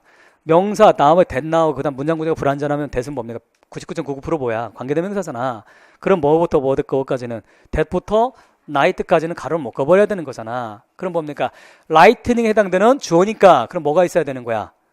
동사가 있어야 되는데 뒤에 동사가 없잖아. 그러니까 독해가, 여러분 시 감상하고 이해하는 것 떠나서 번역 자체가 안 되면 이게 잘 안 되는 거잖아. 근데 lightning이 나와 있고 그 다음에 뭡니까? 다음에 브리프가 나와 있지. 그지? 그러면 뭐가 생각이 됐겠다? 형용사 앞에 뭐가 있어야 되는 거야? 동사처럼 쓰려면 비동사가 있어야 되는 거잖아. 그러면 뭡니까? night 다음에 is가 원래는 있어야 되는데 왜 없습니까? 설명하세요. 이거 145를 우리 많이 했어. 이거 제가 해마다 강조합니다. 시 공부할 때마다 2008년 이래로. 왜 그래? 라임을 맞추게 해서 그런 거지. 라임이 중요하다고 했잖아. 그래서 거기 보시기 바라요. 뭡니까? 바로 위에 뭐가 있어요? delight 이렇게 있지. 그 다음에 뭐가 있어요? night 이렇게 돼 있잖아. 라임을 맞추기 위해서. 그 다음에 bright, night, bright, delight, it지. 따라서 독해할 때 라임 스킴이라고 하는 게 왜 중요한지 제가 설명했지. 문학 자체로도 중요하지만 뭐 때문에 중요하다고 했어? 번역 때문에 중요하다고 누누이 얘기했잖아. 따라서 여러분들 뭡니까? 145에 배웠으면 응용이 돼야 되는 거야. 근데 응용이 잘 안 되지. 근데 이제 이그젠플을 많이 여러분 가지고 있어야 돼. 그래서 따라서 번역하면 뭐가 돼? 라이트닝은 바로 뭡니까? 밤을 비웃었던 라이트닝은 바로 브리프야. 짧아요. 마치 뭐처럼 짧아? 뭐만큼이나 짧아? 브라이트한 것만큼이나 짧다. 지금 이거지. 아주 벚꽃 생각하면 돼. 벚꽃 반짝 폈다가 사라져버리지. 그렇듯이 밤을 비웃었다는 얘기는 뭡니까? 밤이라고 하는 거 뭡니까? 밤은 캄캄하지. 캄캄한데 번개가 팡 치면 그 주변이 어떻게 돼? 밝지. 그러니까 뭡니까? 나 이렇게 밝지롱 하면서 밤을 막 했다는 얘기야. 이해됐어? 어떤 피겨 오브 스피치가 사용이 됐습니까? 퍼스니피케이션이 사용이 됐지. 물론 출제이 그렇게 나오지 않았지만. 자, 그 다음 두 번째 선택 하세요. virtue. 미더가 그 다음에 컴마 나와 있지. 이런 구절도 여러분들 뒤에 뭡니까? 클루야. 자, 어떤 명사가 이미 이거 다 배웠어. 145에. 어떤 명사가 이렇게 나와 있어. 그런 다음에 뭡니까? 감탄문이 이렇게 나와 있어. 이런 경우 뭡니까? 어파 스트로피지. 미더가 그 다음 뭐라고 해? 이거 모르면 여러분 독해가 안 되잖아. 어렵잖아. 뭐라고 되어 있어요? How frail it is. 미더가 너는 이틀은 당연히 미덕이지. 미덕 그건 얼마나 뭡니까? 뭐라고 되어 있어? How 유명한 거잖아. How pretty she is 이거잖아. 얼마나 아름다운지, 얼마나 약한지. 미더가 너는 얼마나 약한지 이런 거겠지. 그게 뭡니까? 어파스트로피 아니라고 한다 하더라도 번역이 돼야 되는 거야. 미더가 미덕 그것은 얼마나 약한지 직역하면 그거잖아. 그 다음 뭡니까? 자, 이제 여러분들 제가 시간을 주겠어. 3초. 두 번째 라인 해석하세요. 번역하세요. 두 번째 라인 뭡니까? 자, 이건 뭐야? 시니까 뭡니까? 똑같은 거 안 쓰고 시적 변형을 준 거지. 일반 영어식으로 하면 뭐가 어떻게 돼야 되는 거야? friendship, 컴마 하고 뭐가 돼야 되는 거야? How rare it is 이렇게 되는 거야. 아시겠어? 그 다음 가세요. 그럼 뭐야? 러브지. 아, 그러니까 지금 몇 가지가 미덕, friendship, 러브가 등장하고 있는 거지. 구조는 뭡니까? 결국 똑같은 얘기 하고 있는 거겠지. 무슨 말인지 아시겠어? rare하다던가 frail하다던가. 자, friendship이 rare하다는 얘기 뭡니까? 우정이 많다 적더라. 자, 우정이 적고요. 그 다음 미덕, 이것은 약해 빠졌어. 그럼 이런 세상은 뭡니까? 네거티브야, 파지티브야, 뉴트럴이야? 네거티브지. 네거티브. 그다음 다음에 뭡니까? 러브 해석을 못한다 하더라도 우리가 충분히 맞출 수가 있는 거야. 이제 구문을 가지고 아시겠어요? 그럼 시간 없을 때는 자 어쨌든 이게 네거티브구나 정도만 알아도 굉장히 유용합니다. 그다음 봅시다. 러브 사랑아. 그것은 얼마나 뭡니까? 사랑은 뭐했어요? 어떻게 사랑이 팔아버려 뭐를? 그 불쌍한 bliss, 행복이라고 하는 걸, 불쌍한 행복을 팔아버려. 뭐 때문에 팔아버렸어요? sell A4잖아. B 때문에 A를 팔다 이거잖아. B를 위해서 A를 팔아버리니까 뭘 때문에 팔아버리는 거야? proud despair. 그 의기양양한, 그 자랑스러워하는 의기양양한 절망을 위해서 사랑이 뭐를 팔아버렸어? 행복을 팔아버렸어. 푸와 반대되는 개념이 뭐겠어요, 그러면? 프라우드가 되는 거지. 푸와 반대는 리치가 아니라 프라우드가 되는 거지. 구조가 그렇게 되어 있잖아 지금. 그래도 그 논리를 알아야 되는 거지. 그러면 지금 뭡니까? 결국 남아있는 건 지금 뭡니까? 디스페어지. 자 정리합시다. 모두 사라지고 다시 정리해볼까? 뭐가 사라졌어? 벌처도 별로 없고 그 다음 뭡니까? 프렌드십 별로 없고 사랑도 뭡니까? 사랑이 없어. 사랑을 하면 뭡니까? 우리가 이 세상에서 사람이 가장 행복할 때가 뭐 할 때라고 얘기합니까? 20대 때 30대 때 사랑할 때라고 그렇다고 합디다. 저는 경험상 그런 것 같아요. 실제로 이 세상이 뭡니까? 내가 그 사람을 위해서 죽을 수도 있을 정도의 마음을 갖게 되는 거, 이 세상에 딱 2번 있는 것 같아. 2번이야. 여러분들은 뭐 더 많을 수도 있어요. 네, 2번이야. 한 번은 뭡니까? 사랑하는 사람을 위해서 내가 죽을 수도 있겠다. 실제 그런 생각이 들어. 제대로 한다면 사랑을. 그러니까 블리스. 이거 좀 지복이어도 내가 온몸을 다 바쳐 사랑할 수 있는 거. 굉장히 지복이죠. 2번째는 자식을 위해서 죽을 수 있는 거. 2가지인 것 같아. 좀 그래 조금 부모를 위해서를 하나 더 넣을까? 근데 부모를 위해서 죽을 자식은 별로 없는 것 같아. 네, 어쨌든 자, 좀 내용은 이해되셨어? 무슨 말인지. 왜 프라우드 합니까? 절망은 왜 그래? 누굴 이겼어 내가 지금? 사랑도 이기고 이걸 다 이겼잖아 내가. 그러니까 얼마나 내가 대단해 이런 얘기인데 결국 뭡니까? 다 퍼스니피케이션 사용했잖아. 결국 뭐가 된 거예요? 이 세상에 뭐가 다 사라지고 미덕도 사라지고 친구도 사라지고 사랑도 사라지니 세상에 남아있는 건 뭐밖에 없다? 절망밖에 없다라는 거지. 남아있는 건 절망밖에 없으니 절망이 뭡니까? 세상을 지배했으니 당연히 프라우드 하게 된다는 얘기를 하고 있는 거죠. 참 재밌는 시입니다. 그런데 여기까지 봤는데 바로 다음 부분 때문에 조의를 답은 사람들이 많습니다. 다음에 뭐라고 나와 있어요? 그러나 우리 어때요? 비록 그것들은 곧 they fall은 떨어지는 거지. 비적인 표현이야. 리터럴리 얘기하면 이게 fall이잖아. 이게 자 리터럴리 이게 fall 하는 것이. 그게 뭡니까? 뭐 어디 위에 있다가 툭 떨어지는 건 뭐가 되는 거야? 사라지거나 없어지거나 희귀해지거나 뭐 이런 거와 유사한 개념이 되는 거지. 시 안에서 그런 식으로 여러분 논리적으로 연관성 찾아야 되는 거지. 그걸 뭡니까? 그들이 떨어지더라도 이렇게 해석해버리면, 일반 영어식으로 그렇게 해석해버리면 이건 도대체 시가 해석이 안 되는 거지. 자, 그 안에서의 뉘앙스를 같이 파악을 해야 되는 거죠. 비록 they는 당연히 누가 되겠어요? they가 그렇게 뭐가 되겠어요? 그러면 virtue, friendship, love가 되는 거죠. 얘들이 지금 곧 비록 사라지지만 우리는 뭐가 되는 거예요? survive, 별표 치기 바랍니다. survive.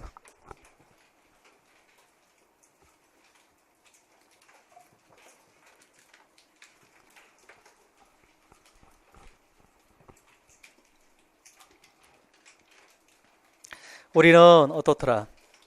우리는 말에 survive가 무슨 뜻이라고 했어요. survive는 자동사로 착각하기 쉬운 다동사제 대표적으로. 이 말이 무슨 말인지 모르면 찾아가야 돼. 그라마 여러분들 집에 가셔서.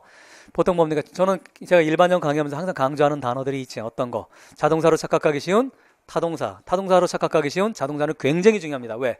그거 모르면 독해가 잘 안 되기 때문에 그래. 자, marry. 뭡니까? marry. 결혼하다지. 자동사야 타동사야? 누구누구와 결혼하다야. 타동사가 되려면 반드시 뒤에 뭐가 붙어야 돼? 을을이 붙어야 되는데 그렇지 않은 것들이 중요한 이유 아시겠어? 왜? 독해가 그거 모르면 안 되기 때문에 그러는 거야. 자, marry. 당연히 뭡니까? 뭐가 누구누구와 결혼하다니까 with를 써야 될 것 같잖아.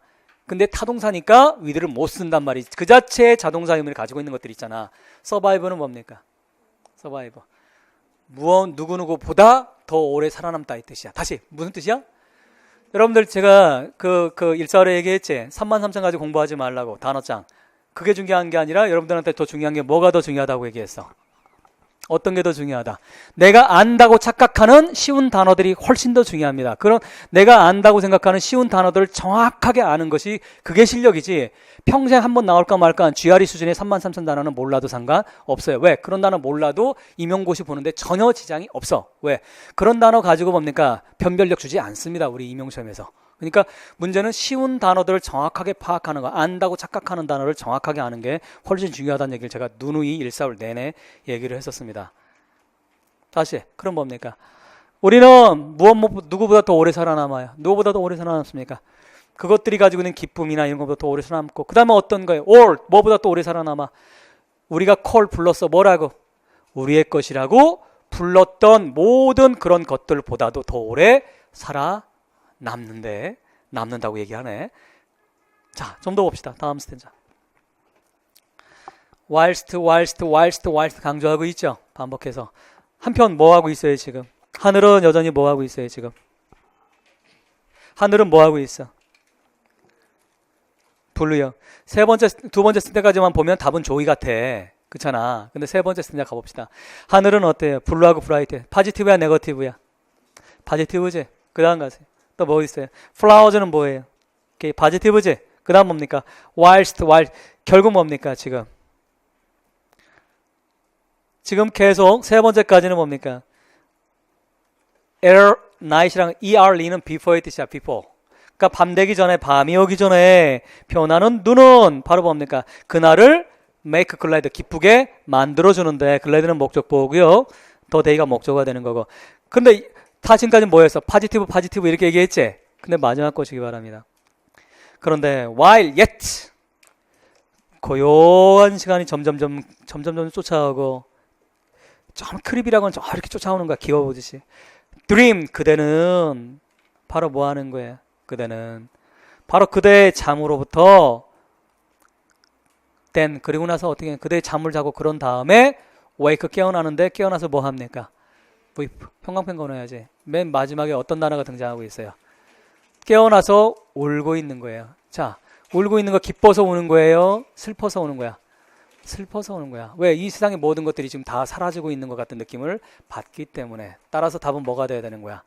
despair가 되는 거야. 근데 이건 시 자체는 여러분들 사실 제가 누누이 강조한 시 어려운 시야. 굉장히 어려운 시인데, 어렵다 보니까 출제자가 뭡니까? 클루를 너무 세게 줬어.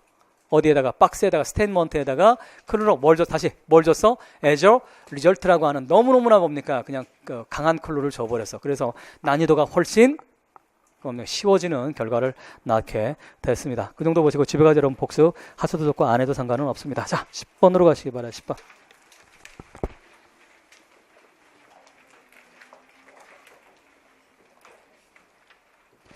자, 10번으로 갑시다.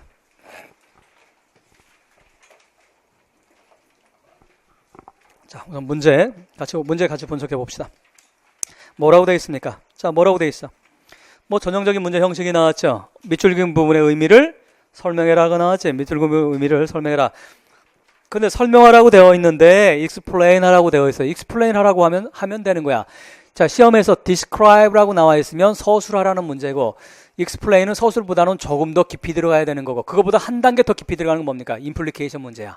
imply 하라고 하는 거. 그 문제는 더 깊게. 자, 정리하세요. 시험 문제에 지금까지 나온 순서대로 얘기하면 가장 쉽게 나오는 건 identify 하라고 나옵니다. 그건 뭐 하면 돼? 그건 단편적인 문제야. 가르쳐라 하면 가르치면 되는 거야. 그냥 refer to니 identify 하라는 건 그냥 지적해주면 되는 거야. 자, 예를 들어 identify, 뭐 누구의 이름을 지적하라면 김계동 이렇게 identify 하면 되는 거야. 두 번째는 뭡니까?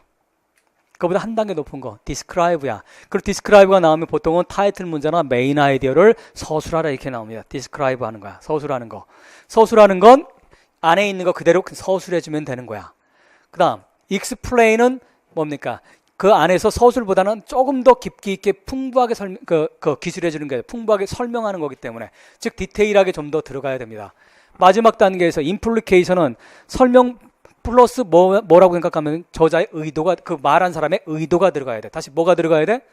의도가 들어가요. explain의 문제는 뭡니까? 그 지문 안에 있는 것 정도만 얘기를 해주면 돼. 하지만 implication은 지문 안에 없는 것도 얘기를 해줘야 돼. 아시겠어? 즉 그러면 다시 단계 층위가 어떻게 바뀐 줄 아시겠어? 가장 낮은 차원의 층위는 뭐다? identify야, refer to 하는 거고, 그 다음에 그다보다 한 단계 위는 describe 하는 거고, 그 다음에 한 단계 위는 explain 하는 거고, 그다보다 한 단계 위는 imply 하는 거야. implicate. 따라서 implication 문제가 나오면 이 시험 문제 어렵게 냈다, 쉽게 냈다. 어렵게 냈다라는 걸 알 수가 있어. 그러는 기출을 보면서 여러분들 제가 분석을 해드릴 테니까, 이런 게 나오면 이렇게 풀어야 되는구나, 여러분 파악을 해야 되는. 그게 기출 공부하면서 여러분들이 얻어내는 가장 핵심적인 내용 가운데 하나가 되겠습니다. 그러면 다시 explain이라고 되어 있어. 그런데 거기서 끝나는 게 아니라 by ing가 나왔지. 뭐라고 되어 있습니까? 뭐함으로써 그래 되어 있어?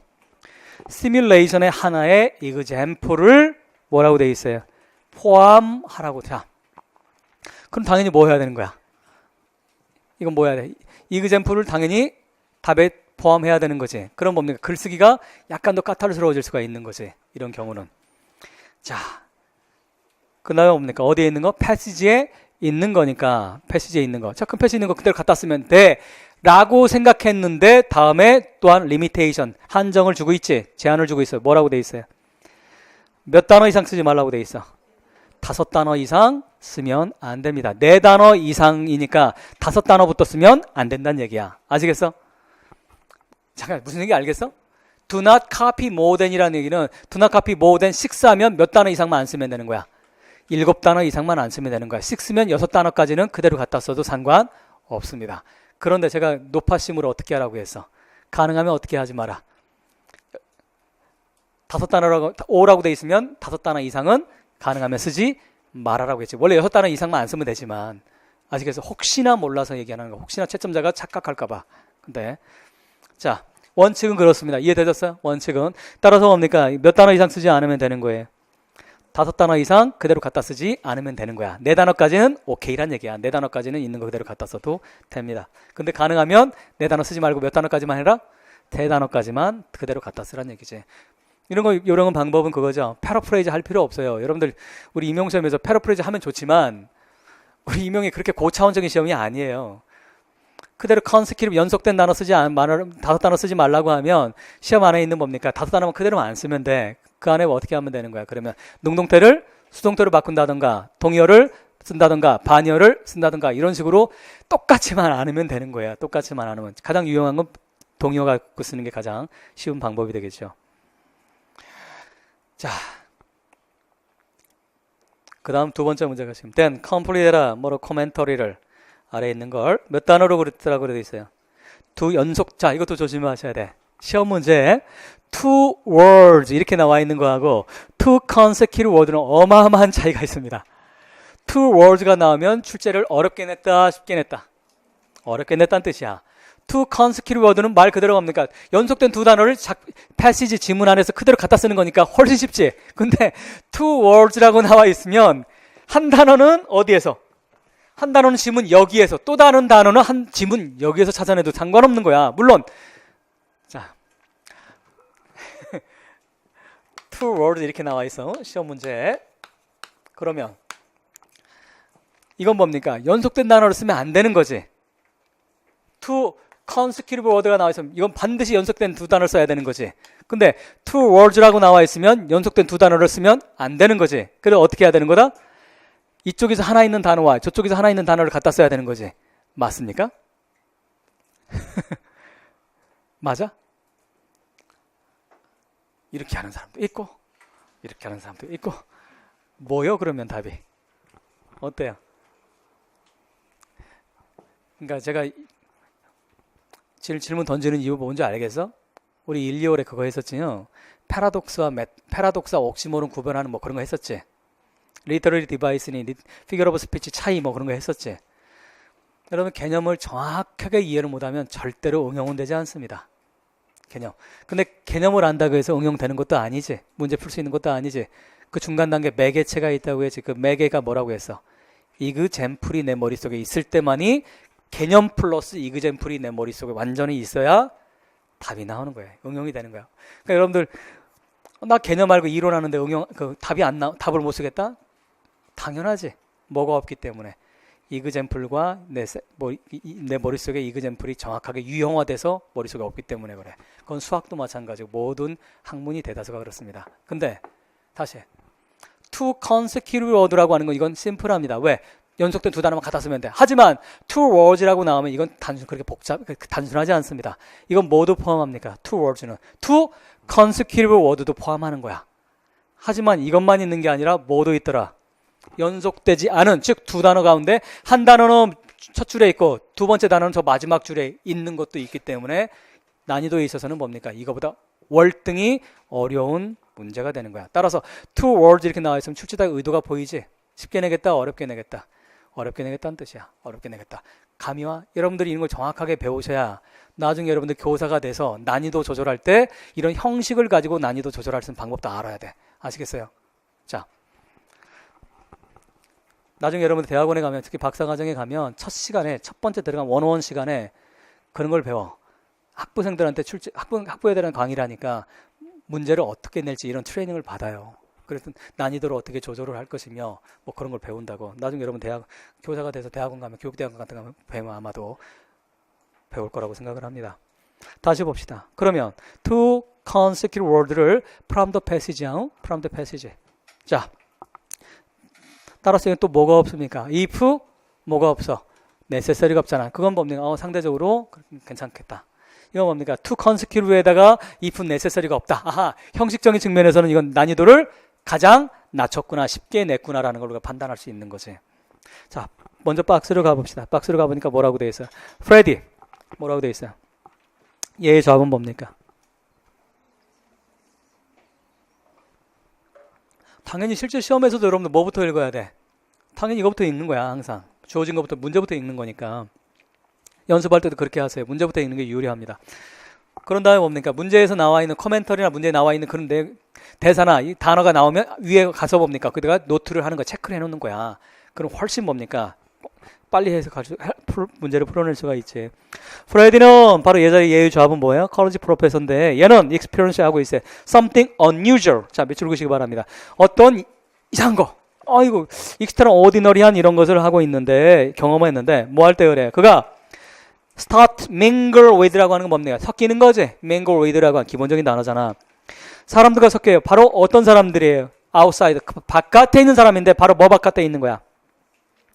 그 자신의 proper sphere. 자, 근데 보니까 어떤 표시가 되어 있어요?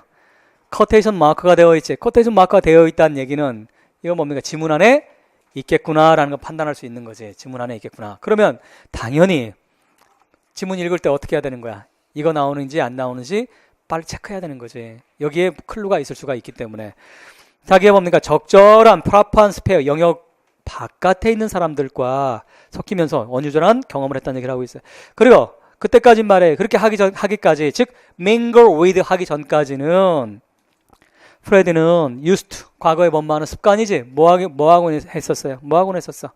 바로 things를 하곤 했었는데 바로 뭐 하는 것들이었어? 이제 문제네. 그럼 뭡니까? 그 안에 이게 있겠지. 예를 들어 서치해주니까 for example, 예를 들어 어떤 거와 같은 걸 한 거예요? giving lecture를 한 거지. 자, 어디 있습니까 이거? 이 문제는 어렵지 않죠? 지문 자체는 굉장히 까탈스러운 지문이야. 근데 여러분들 이거 직접 풀어보고 여러분들이 느끼셔야 되는데 지금 대다수가 지금 한 3분의 1 정도 안 풀어와서 좀 걱정스럽긴 한데,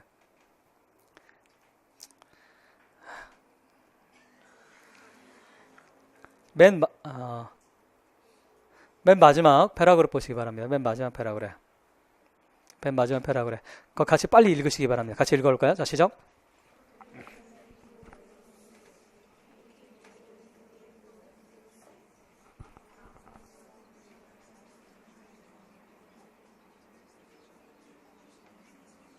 자, 됐습니다.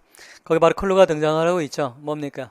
이 사람의 proper sphere는 어떤 게 proper sphere입니까? 렉처하고, 즉 프로페서로서 상류사회에 있는 그런 거지. 그런 거라는 게 proper sphere인데, 그때 이 사람의 한건 바로 뭡니까? from, 뭐 했어요 이 사람은? doing, 이 사람 뭐 했어요? needs의 필요를 위해서 뭔가 더 thing, 이런 것들 거시기를 한 거로부터, from이잖아. 이런 거로부터 그런 came to, 이런 게 구문이 이게 그리 어렵다라고 하는 거야. 보통 뭡니까? from to 이렇게 쓰다던가 change를 쓴다든가 이렇게 하잖아. 근데 이건 문학작품이잖아. 문학작품 그렇게 쉽게 주지 않아요. 그러니까 from A to B의 프람인지 아닌지 파악하는 것 자체가 번역이 어렵잖아, 여러분들. 문학작품이 그래서 문학작품을 해야 되는 거야. 일반적으로 이런 게 많지가 않단 말이야. 자, from 뭐라고 돼 있어? 이 사람이 했던 건 바로 뭡니까? need sake의 필요에 의해서 이런 것들, 거시기 것들을 했는데 이런 것으로부터 그는 came to 뭐로 왔어요? 이제 변화된 상태지. 뭐로 왔어? 바로 things sake야. things sake. 그냥 삶을 그대로를 위해서. 즉 뭡니까? 자, need sake를 대표적으로 나타내는 게 바로 어떤 거야? 자, 주목. 제가 여러분들 하는 게 뭐야? 제가 예를 들어 집에서 뭡니까? 지난 2주간 뭡니까? 뒹굴뒹굴 했어요. 아우, 너무 좋아. 그 강원도에 있는 제 그 뭡니까? 그냥 제 책 쓰는 곳이 있어. 거기 가가지고 뭡니까? 바닷가 앞에서 막 뒹굴뒹굴거리고 모래에서 막 뒹굴뒹굴거리고 막 그러다 왔어. 이거 뭐 한 거야? 내가 doing the thing 뭡니까? 그냥 삶을 그 자체 내가 어떤 목적이 있거나 어떤 필요에 의해서 하는 게 아닌 거지. 지금 제가 여러분들한테 뭐 하는 거야? 지금 막 먹고 살아야지. 니지지 바로 먹고 생계지 바로 생계를 위해서 내 필요에 의해서 지금 하고 있는. 그렇다고 해서 즐겁지 않은 건 아닙니다. 즐거워 죽겠어. 자, 어쨌든 이런 거야. 좀 이해되셨어? 바로 needs라고 하는 것과 그냥 삶을 본래 내가 그냥 하고 싶은 대로 봅니까? 하고 있는 거. needs에서 그 자체로 간 거지. 아시겠어? 따라서 그러면 당연히 뭐가 빈칸에 들어가야 되겠어? needs sake가 들어야 되는 거야. needs sake가. 그렇게 난이도가 높은 문제는 아닙니다. 자, 첫 번째 문제가 더 어렵죠. 첫 번째 문제 같이 문제는 이미 분석을 했고요. 시뮬레이션을 같이 해봅시다. 뭐라고 되어 있어요? 시뮬레이션 어디 나와 있습니까? 시뮬레이션. 자, 네 번째 줄 참고 여러분 이거 번역을 해줘? 그냥 넘어가죠. 번역까지는 좀 그렇잖아. 자, 슬롯이라고 하는 이 작품의 제목이 South of Slot인데 슬롯은 샌프란시스코에 있는 마켓을 슬롯이라고 해요. 지금도 있지 그 중심가 번화가 있잖아. 그것을 슬롯이라고 얘기해. SLOT가 뭡니까? 그 애칭이야, 애칭. 이 작가 잭 런던인데 잭 런던 제가 그 뒤에 답지 좀 설명을 해놨습니다. 잭 런던이 샌프란시스코 사람이야. 그래서 이 사람이 뭡니까? 거기 경험을 하면서 여기 프로페서라고 나와 있는데 버클리 교수예요. 실존 인물이야. 거기 캘리포니아 유니버시티 캘리포니아라고 나와 있는데 캘리포니아 대학이 이 잭 런던이 살던 당시에는 딱 하나밖에 없었어요. 그래서 유니버시티 캘리포니아 at 버클리에 있는 게 바로 UC 버클리라고 하는 거야. 그리고 그 나중에 만들어진 그 다음에 두 번째로 만든 LA에 생긴 게 그게 UC LA라고 하는 거. 우클라라고 누가 발음하잖아. 우클라 대학 나왔다고. UCLA University of California at LA야. 그 다음에 샌디에고는 at 샌디에고. 무슨 말인지 아시겠어? 원래 대학은 캘리포니아. 그래서 뭡니까? 제 박사는 어떤 사람, 제가 버클리 안 나왔다고 누가 또 시비를 걸었어. 무식하면 용감하다고 이렇게 써 있어. University. 이렇게 돼 있어. 제 박사, 뭡니까? 저거에, 학위기에, 디플로마에. 당연하지. 캘리포니아 대학이야. 거기다가 중간에 뭡니까? Given by Berkeley라고 되어 있어. 그래서 뭡니까? UCLA 학생이나 버클리 졸업생이나 UCLA 졸업생이나 샌디에고 졸업생이나 다 똑같이 논문 뭡니까? 디플로마는 똑같아. 뭐라고 돼 있어? 이게 돼 있어. 그다음 뭡니까? 아래는 주지사 이름이 들어가 있어. 왜? 주립대이기 때문에 주지사가 반드시 이름 들어가 있어. 제 친구들은 그 당시 일부러 졸업을 안 한 친구들도 있어. 그때 주지사 때문에. 아놀드 슈왈제네거가 주지사였거든. 실제로 제 친구들 몇 명 아놀드 슈왈제네거가 주는 걸 내 평생 남을 박사학위 디플로마에 쓸 수 없다고 해가지고 실제 졸업 안 한 친구들도 있어. 그러니까 슈왈제네거 끝나자마자. 근데 지금 곰곰이 생각해봐. 과연 못 끝내서 핑계를 낸 거 아닌가? 어쨌든 좀 이해되셨어? 거기 나와 있는 게 대학 교수라는 게 컬리지라고 하는 게 그걸 얘기를 하고 있습니다. 거기 보시면 그래서 자, 두 번째 패러그래프 보시기 바랍니다. 두 번째 패러그래프. 그의 뭡니까? 메이크업이라는 기질이야. 기질이란 뜻입니다. 구성이 아니라 기질이란 뜻이야. 그의 기질 썸에요. 어딘가에는 말이에요. There's 뭐 strange twist. 자, 트위스트는 무슨 말입니까? 자, proper sphere 가야 되는데 얘는 거기에서 지금 약간 뒤틀어져 있는 게 있어. 변형적인 그런 기질이 있는 거고, 그 다음에 쿼크나 트윗이나 뭡니까? 같은 뜻으로 보면 돼. 기벽이란 뜻인데, 어쨌든 약간 이상한 기벽이 있어. 기질이 좀 있었어. 이 사람한테는. 그럼 아마도 그것은 바로 어떤 거야? 별표치 중요한 단어가 나왔습니다. recoil이라고 하는 건 무엇을 끔찍히 싫어하다, 끔찍히 여기다 이런 뜻입니다. 자, 그것은 뭡니까? 바로 어떤 거야? 그의 environment로부터의 끔찍히 싫어하는 거야. 그냥 자기가 받았던 트레이닝, 교수로서의 트레이닝, 학문이라든지 뭐 이런 거에 대해서 끔찍히 이 사람은 싫어했다는 얘기를 하고 있고, 또는 뭡니까? 그는 또 뭡니까? recoil 프람에 또 걸리는 거야. 또한 tempered라고 하는 건, 자, temper라고 하는 건 뜻이 굉장히 많은데 이건 뭡니까? 점잖은 뜻이야. 뭔가를 누르고 점잖은, 다듬어진 그런 뜻입니다. 점잖은, 조절된 그런 거야. 완화된. 자, 그래서 seed는 뭡니까? 다 비유적인 표현이야. His ancestor, 그 조상의 씨앗이지. 그러니까 뭡니까? 비유적으로 얘기하면 그 조상들이 다 어떤 사람들이야? 양반들이야. 쉽게 말하면 선비 같은 양반들인 거지. 귀족이야. 양반들이야. 그래서 뭡니까? 화내거나 그러거나 그런 사람들이 아니에요. 그런 기질을 물려받는 거야. 씨앗이니까 핏줄 뭐 이 정도 보시면 돼. 즉 자기가 가지고 있는 조상들부터 외웠던 자기 가문의 점잖은 이런 거로부터 벗어나려고 했다는 얘기지. 그걸 끔찍히 싫어했다는 얘기니까 벗어나려고 했고. 그래서 뭡니까? 어쨌든 말이에요. 그는 found에서 enjoyment를 발견했는데 바로 뭡니까?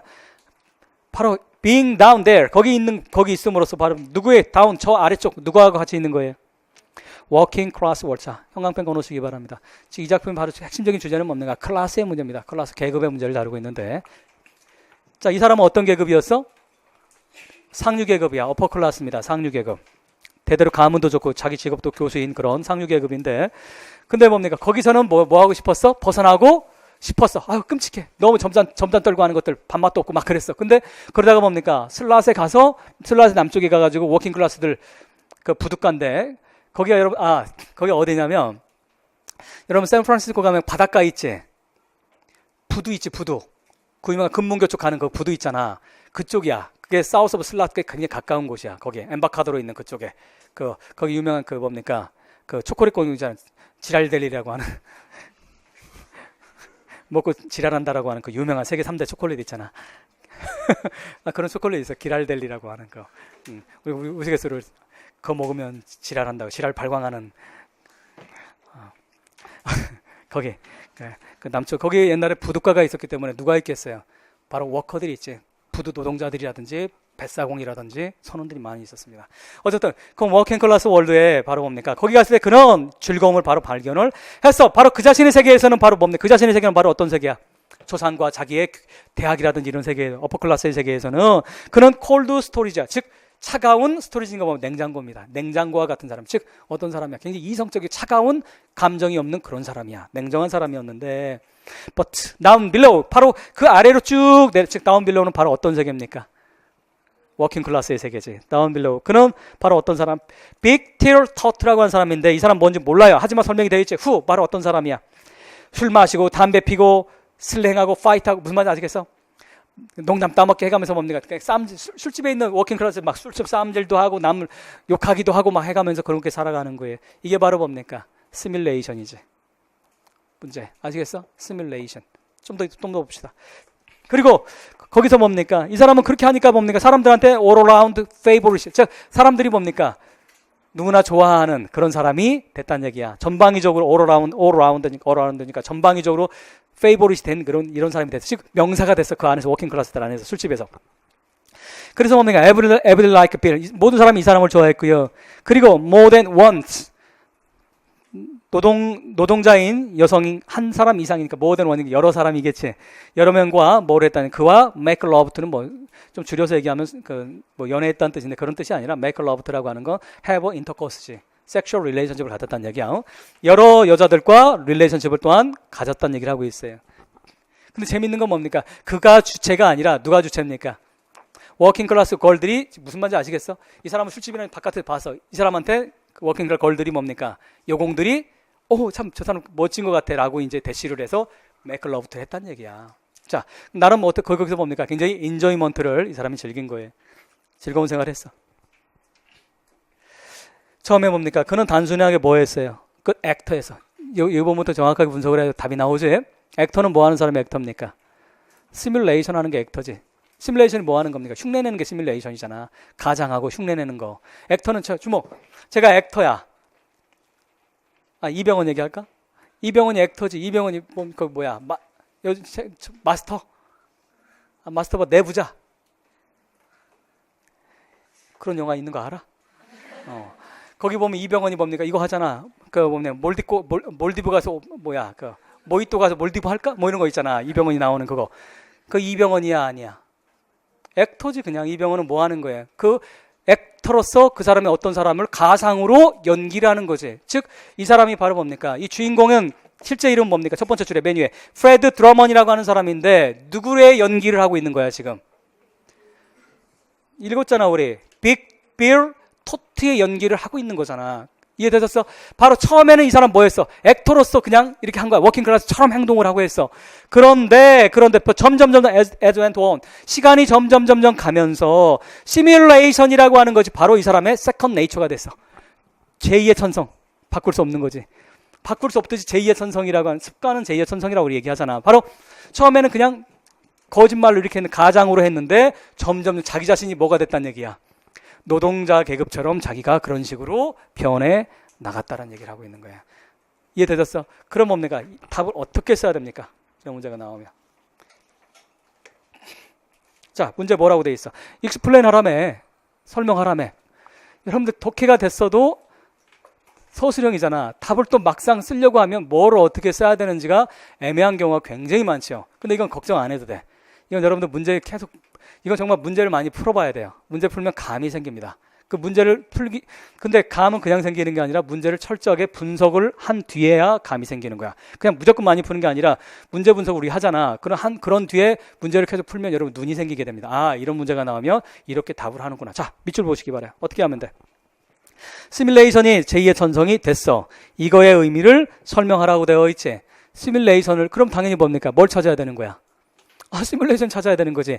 출제자가 하나의 이그젬플을 쓰라고 되어 있으니까 이그젬플도 쓰는 건 뭐 쓰면 되는 거고. 근데 시뮬레이션이 바로 어떤 겁니까? 시뮬레이션 뭐 하는 게 시뮬레이션이야?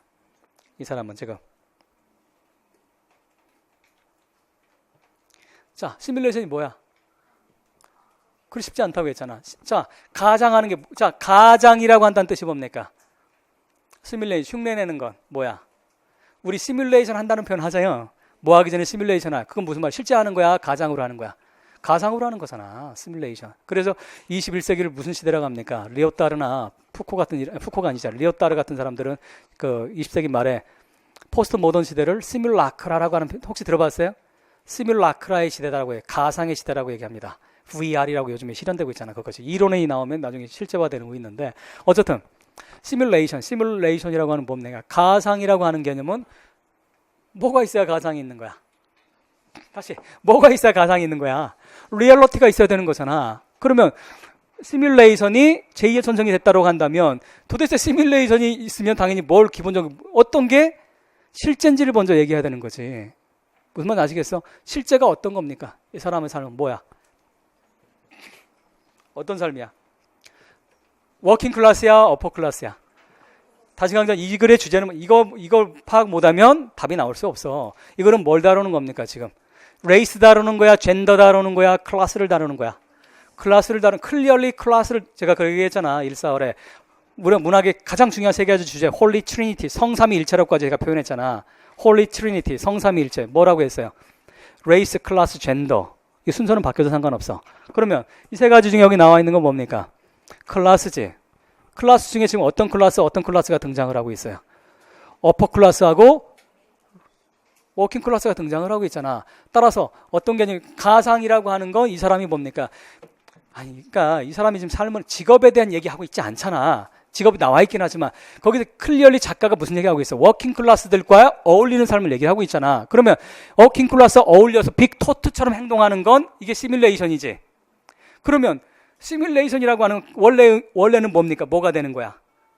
원래 어퍼 클래스의 삶이 되는 거지. 또는 어퍼 미들 클래스. 그건 상관없어. 그럼 뭡니까? 시뮬레이션 설명할 때 뭐가 들어가야 돼? 원래 프레드라고 하는 사람은, 이 화자가, 주인공은 지금 어떤 삶을 사는 거예요? 어퍼 클래스의 주인공이 뭐로 바뀌는 거야 지금? 뭐로 가는 거야? 워킹 클래스로 가는 거지. 워킹 클래스로. 그래서 뭡니까? 워킹 클래스, 이게 첫 번째 언급이 돼야 되고, 그 다음에 그 사람들의 삶을 어떻게 하게 되는 거야? 삶을 살아나가는 거지. 그 사람들의 삶을 살아나간다던가 또는 삶을 받아들인다던가 이 개념이 두 번째로 등장을 해야 돼. 아시겠어? 그럴 때만이 뭡니까? 온전한 제대로 된 답이 될 수 있어. 그리고 나서 이그젠플은 뭘 이그젠플을 찾으면 돼? 이미 시뮬레이션은 이미 끝났어. 시뮬레이션이 뭐라고 했어? 어퍼 클래스인데 어떤 행위를 하고 있는 거야? 워킹 클래스 행위를 하고 있는 거지. 워킹 클래스 행위는 뭡니까? 뭐 하는 거야? 드링크하고 파이트하고 뭐 슬랭하고 하는 게 바로 시뮬레이션의 대표적인 예가 되는 거지. 이해되셨어? 이 두 가지를 여러분 같이 언급을 하셔야 돼. 이 문제는 여러분 집에 가서 다시 풀으시기 바랍니다. 서술형 문제는 집에 가서 꼭 복습을 하셔야 돼. 즉, 왜 복습을 하라고 했어? 이런 문제가 나오면 어떻게 풀어야 되는지. 자, 이거 explain 문제야, identify 문제야. 주목 다시. identify 문제야, explain 문제야. explain의 문제지. explain의 문제라고 하는 건 identify보다 한 단계 더 나간다고 했지. identify가 나와 있으면 어떻게 하면 돼, 우리는?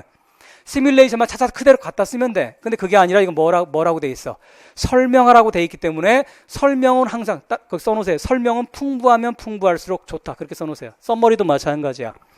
풍부하게 답을 써놓으셔야 돼. 그러면 시뮬레이션 문제가 나와 있어. 그럼 당연히 뭡니까? 시뮬레이션이라고 하는 건 하나를 상정합니까? 두 개 이상을 상정합니까? 두 개 이상을 상정하는 거지. 시뮬레이션 가상이니까 리얼리티가 있어야 되는 거잖아. 사실 체인지는 두 개 이상을 상정합니까? 하나만 있어야 됩니까? 두 개 이상이 되는 체인지 하기 전과 한 후가 나와야 되듯이 따라서 답을 쓸 때는 어떻게 써야 된다? explain 문제가 나오면 두 가지를 다 언급을 해주는 게 가장 좋은 답이 된다는 거야. 답 쓰는 요령이야. 아시겠어요? 자, 그러면 그렇게 하시면 되겠고, 자, 잠깐 쉴까? 예, 잠깐 10분간 졌다가 뒷부분 합시다.